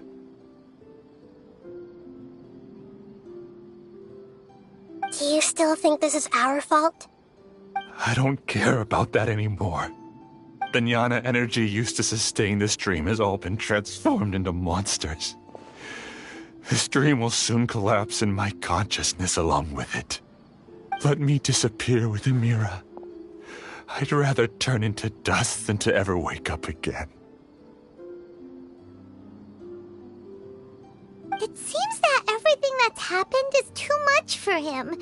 He's lost all hope. I think seeing Amira turn into a monster was punishment enough for him. After comprehending the hollowness of the unreal, it's time to revisit the meaning of existence. Existence? I'm different from the others. I've long given up everything outside of my consciousness. Using my knowledge of the Akasha, I have a way to extract your consciousness from here and put it inside a knowledge capsule. The Academia has probably kept your body, so you should be able to wake up soon. No need. Just let me disappear. Reality means nothing to me now.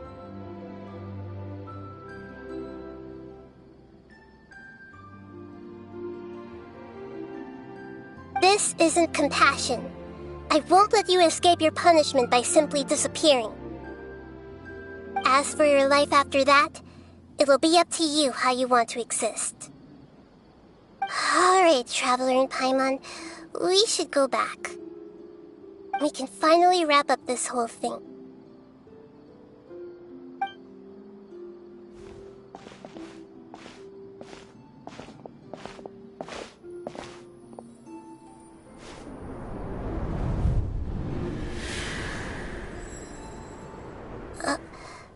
Uh-huh? What's wrong, Nahida? Oh, nothing. Let's tell the people here to gather at a moment of dreams after they wake up.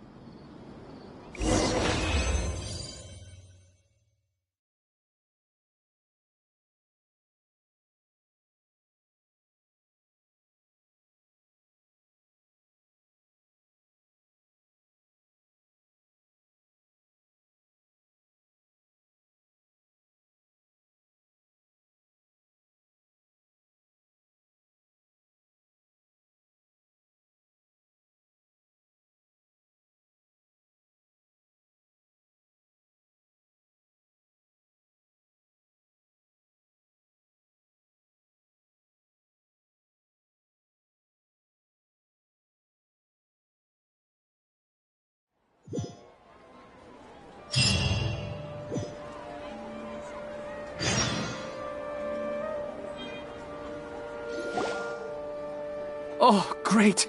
You're awake! Everybody has started to wake up, and we've heard similar reports from around the city as well. From the looks of it, you were able to successfully resolve the issue. Yes, though it took us a good deal of effort. There will be many people gathering here shortly, so please do your best to maintain order. I need to go to the Academia with them now, but we'll be back soon.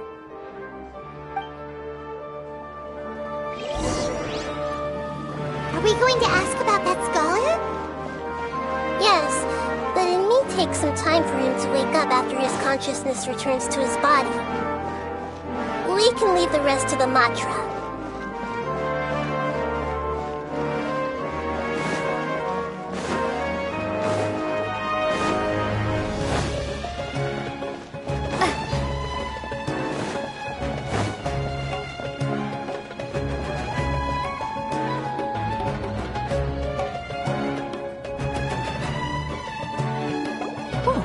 It's the great Dendro Archon. How can I help you? I would like to check the registration records of a Kasharawar scholar. He should be in an unconscious state right now. Okay, just a moment. Sorry to keep you waiting, Dendro Archon. We have confirmed that there's a scholar named Beinuni who's been unconscious for a while. The cause was improper operation of the Akasha. He hasn't regained consciousness yet, and is still receiving treatment at Bimarstan. Huh? Isn't his name Moses? I guess he didn't want to be recognized or bothered by anyone. Please, give the knowledge stored in this to the Matra, and ask them to import it into Beinuni's brain. Understood. But for safety reasons, I need to know why. It's simple. This contains his consciousness. It's long been trapped inside of a dream. He's committed an act that affected the safety of Sumeru. After he wakes up, I'll inform the General Mahamatra of all the details. I see. I'll take care of this right away. Thank you, Great Dendro Archon. No problem. Alright. Everyone should have gathered at a moment of dreams by now. Let's head back.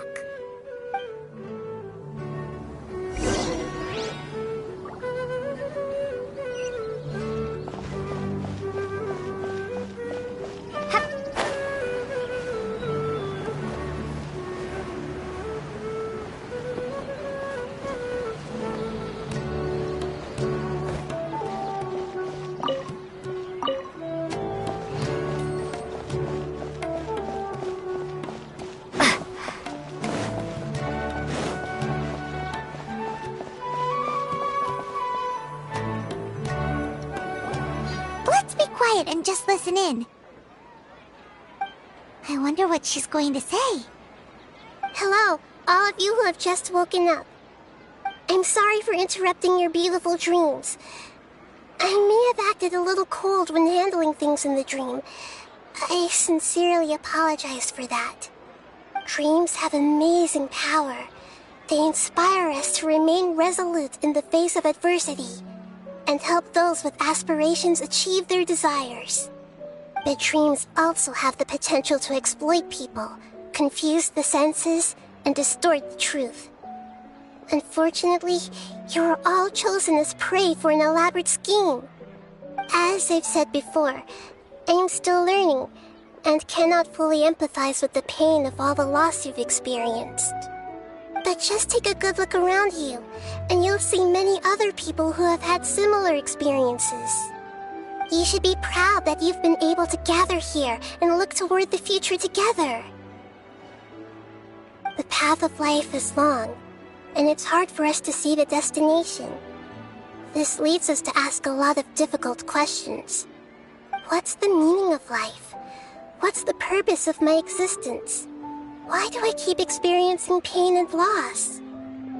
Of course, the most comfortable choice is to stop progressing, give up thinking, and just keep repeating whatever you're already familiar with. Whenever you have such thoughts, just look at the people and things around you. Some people work hard all day so that their families can have a hot meal on the table at night. Some people travel all over the world in order to create art that resonates with all of Teyvat. Some venture in search of the world's secrets to prevent rapidly approaching, yet still unknown, world-shattering catastrophes. Life is not just about yourself. Each and every one of your actions shapes you and the world around you. Look, friends and family will remember what you've done, and even some people you've never met may benefit from your actions. Therefore, many people will strive forward to forge new paths, even if they have to endure great pain to do so. Once you begin your journey on that same difficult yet rewarding path, you'll come to know the answers to those big existential questions, yet they will no longer feel as life-defining as they did before. But if you were to believe that life is nothing but an empty, ephemeral dream, then that's also the only thing it'll ever become. You're free to choose how you want to live your lives, but as your Archon, I should first make this information known to everyone. In the end, it's up to you whether you want to embrace a beautiful dream at the cost of your real life. Nahida said she wanted to speak with us alone. It seems like she went to the plaza in front of the academia.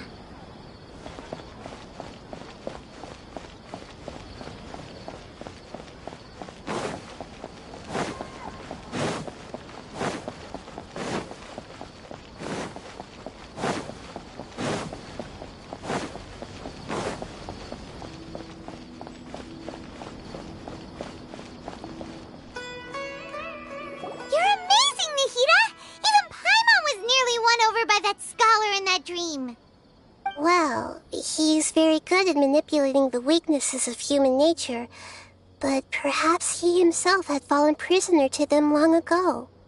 That dream was incredibly beautiful and enticing.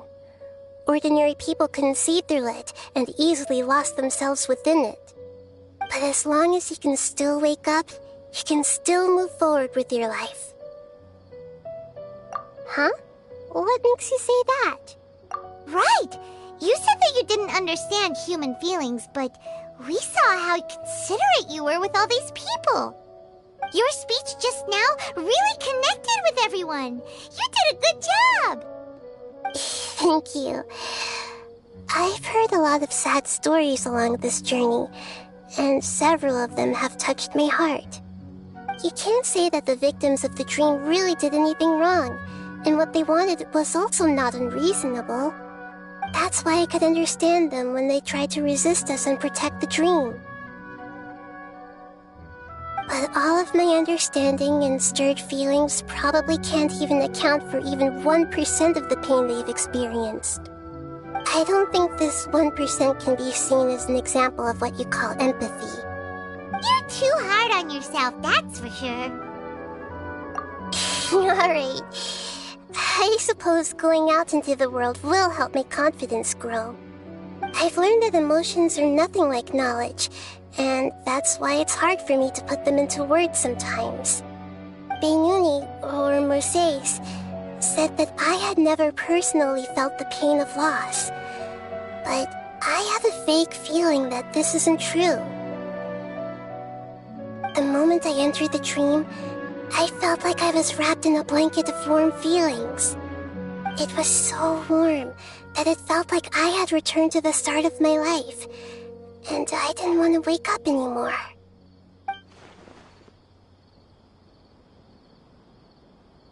But when I opened my eyes, the feeling was gone without a trace. If I have to make an analogy for it, I would say I can no longer see words on a piece of paper after they have been erased, but I can still see the slight indentations of where the words had been written. But now that I've experienced this dream, I think I can say with confidence that I won't dwell too much on the meaning of that warmth. It's enough that I can tell I was once supported by that warmth, and its existence has allowed me to get to where I am today. If I dwell too much on its exact nature, I would be putting the cart before the horse. I gave a speech to inspire my people, so if I were to fail to live up to those words myself, then that would be too embarrassing.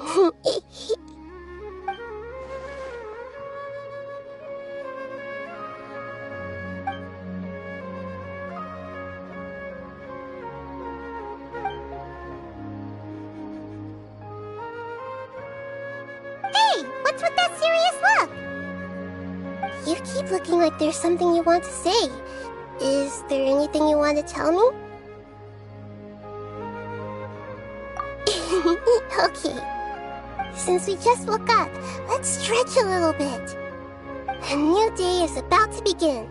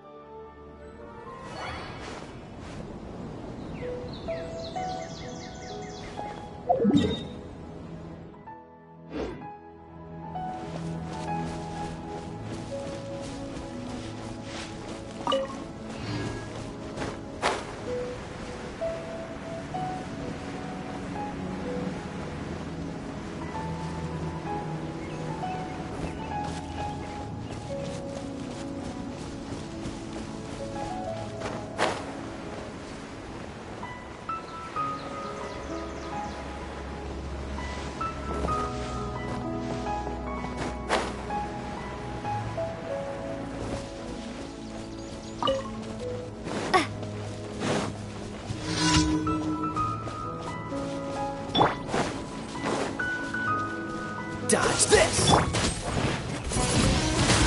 Windblade!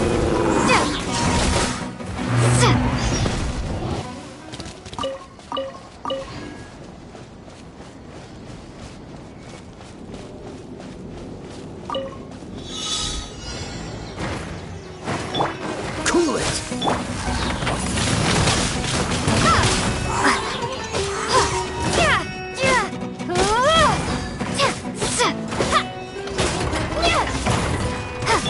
Freeze!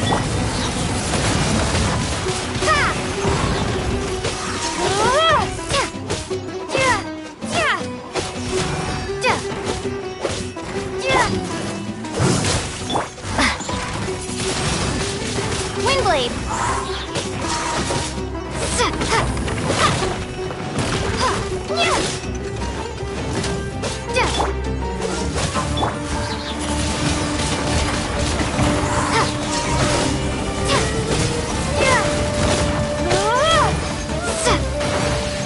Dodge this!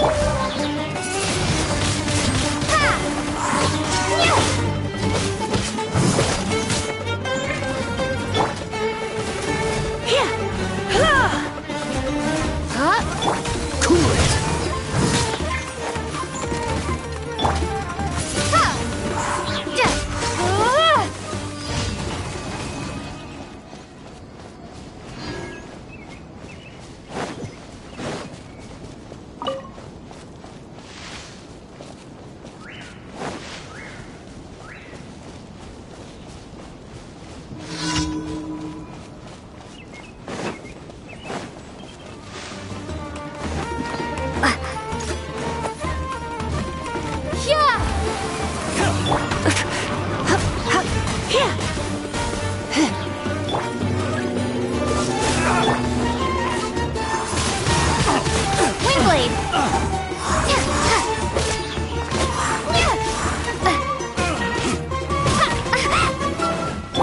Freeze!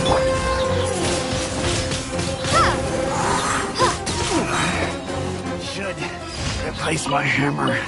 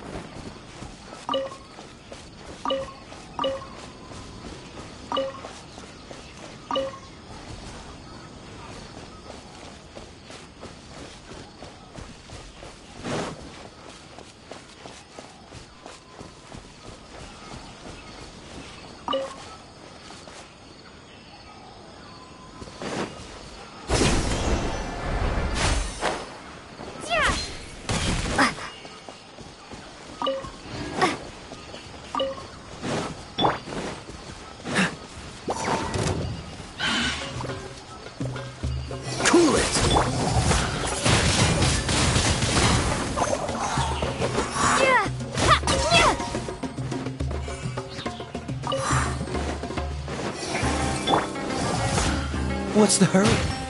Freeze!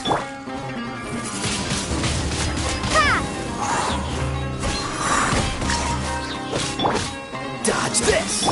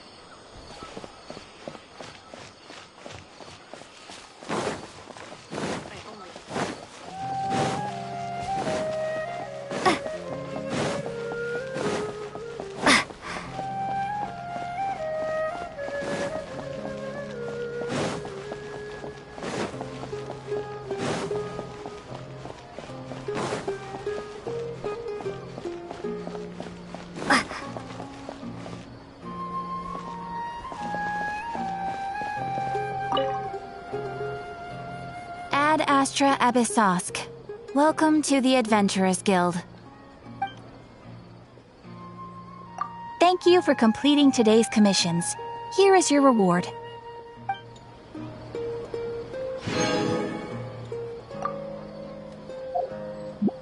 Ad Astra Abyssosk.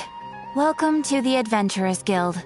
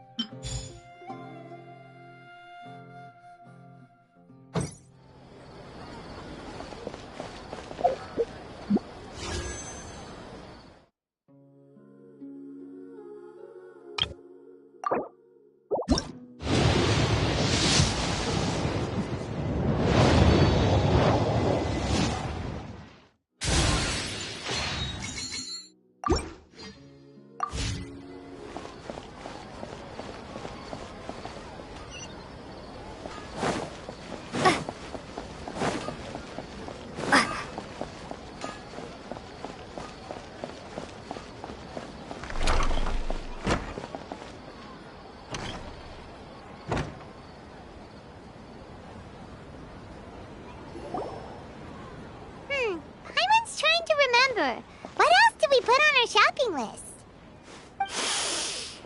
Oh, what a mouth-watering smell. Paimon would know the aroma of biryani anywhere. Let's go get some. We can still add it to the list. Well, if it isn't the Traveler and Paimon. Wasn't expecting to see you here. Hello there. Oh, it's been quite a while. Huh. So you two are still hanging out together. Dia, didn't you say last time that you were gonna head back to the desert? I said I was going to resign from being her bodyguard, not that our friendship was over. We're still the best of friends. The Holmayanis also still post jobs from time to time.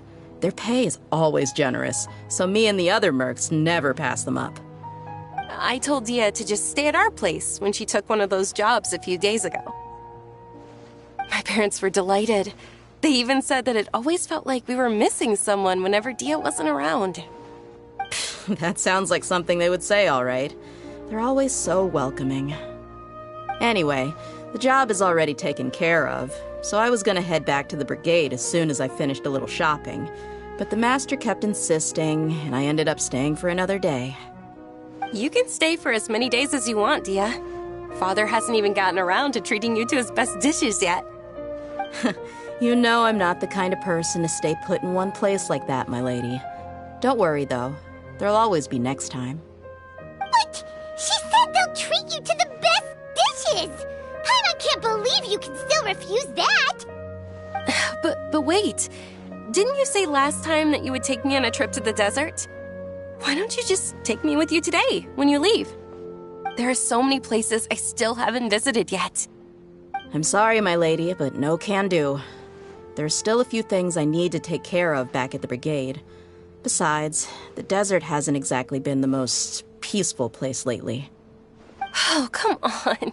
Not this again. That's also what you said last time and the time before that. I know, I'm sorry.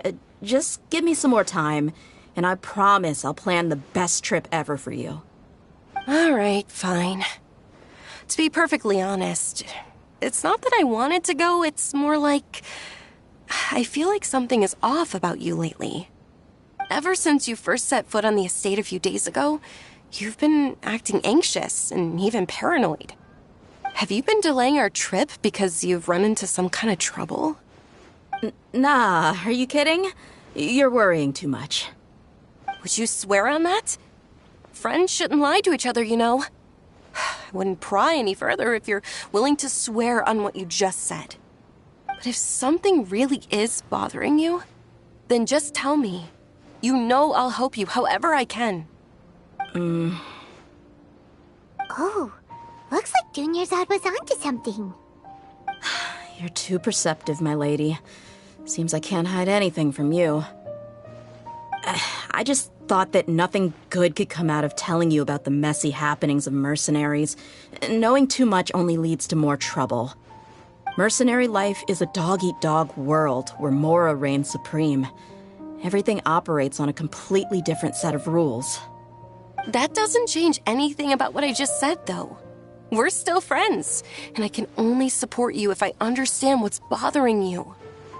My lady, you're not gonna stop until you drag it out of me, are ya? All right, I'll share what I know. Let's go somewhere else first. This isn't exactly the best place for a discussion. Okay, let's talk here. Just try not to draw any extra attention. As you may already know, the Eremites have both a lot of mercenaries and a complex organizational structure. Many mercs are no different than me, just going around looking for jobs to earn some mora. My brigade is called the Blazing Beasts. We're not a large group, but every member is loyal and brave. However, not all Eremite brigades are like mine. Some are willing to cross all kinds of lines for the sake of mora. The most notorious is a faction known as Deshret's Relics. Deshret's Relics? Judging from the name, they must really look up to...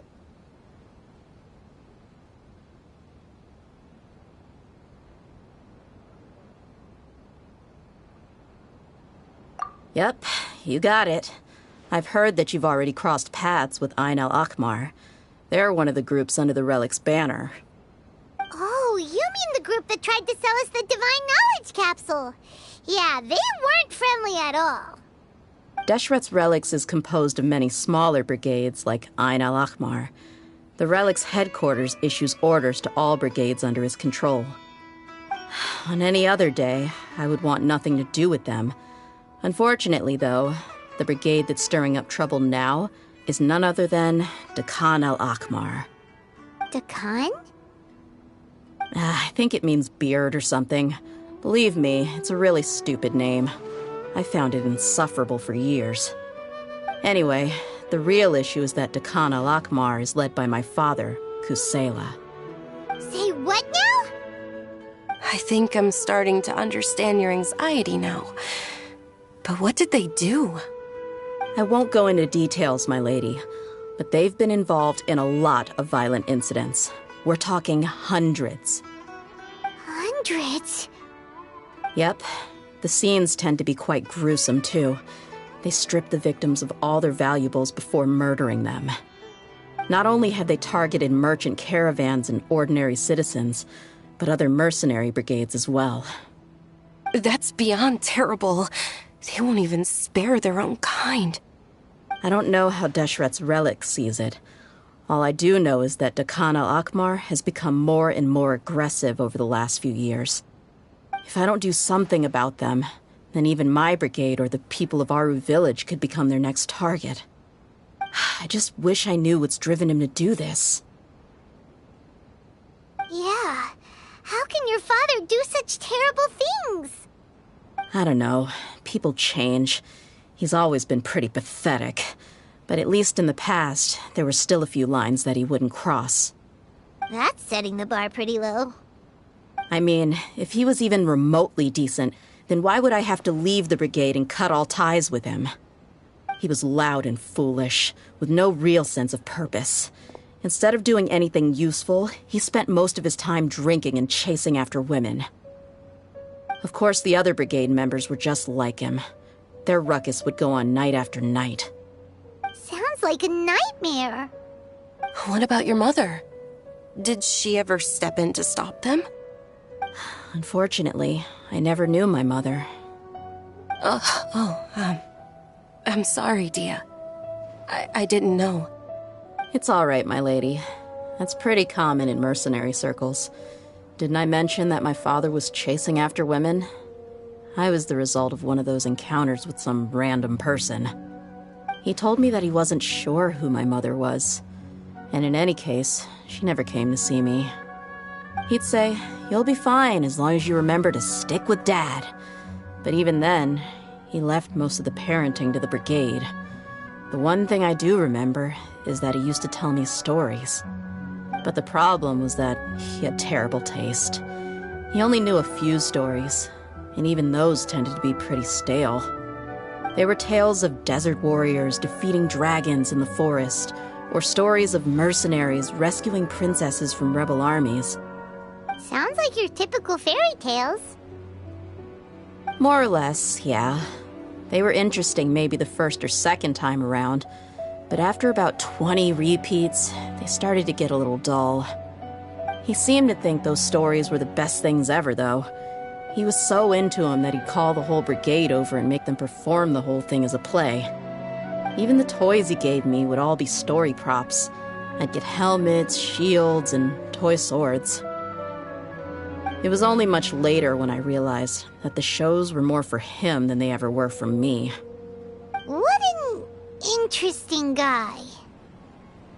Yeah, I've always found him pretty childish, but that was something I could just shrug off. I had no reason to despise him. Until I grew up and learned the true face of Deshret's relics for myself. Looting, blackmail, violence, and fraud. They not only accepted such heinous acts, they would even openly boast about them. No one in the brigade was any kind of hero. Instead, my father and his cronies were more like the bad guys that needed to be taken down. Did they really think that as long as they didn't do any of that stuff right in front of me, I would never know? I think I can understand your feelings. The difference between perception and reality must have hit hard. Yeah, but don't worry, my lady. It's all water under the bridge to me now. I had a huge argument with my father and left that place behind for good. I'm not investigating them due to any bitter feelings I still have towards my father. I just want to protect those that are close to me. Yeah, I told the boys to gather as much information as they could. Most of the reports concern violent incidents, but there's also some talk of smuggling. I see. But isn't this investigation incredibly dangerous? It is, but every mercenary lives life on the edge. It's a lifestyle that I enjoy. That may be true, but it'll be impossible for those who care about you not to worry. Well, now you get why I didn't want to share any of this with you. What should we do? They both have valid concerns. Huh? But there's no need for you to get caught up in this mess, too. Well, she's super tough, so if she went into the desert with you, then Paimon bets the problem will be solved in no time. I'm inclined to agree. I'd feel a lot more at ease if you took her along to help. I'll wait for news from you in the city until then. Please, stay safe. I'm honored that you care so much for me, my lady. All right, then let's get moving. Our first stop will be Caravan Rebot, where we can catch up a bit with my fellow mercs.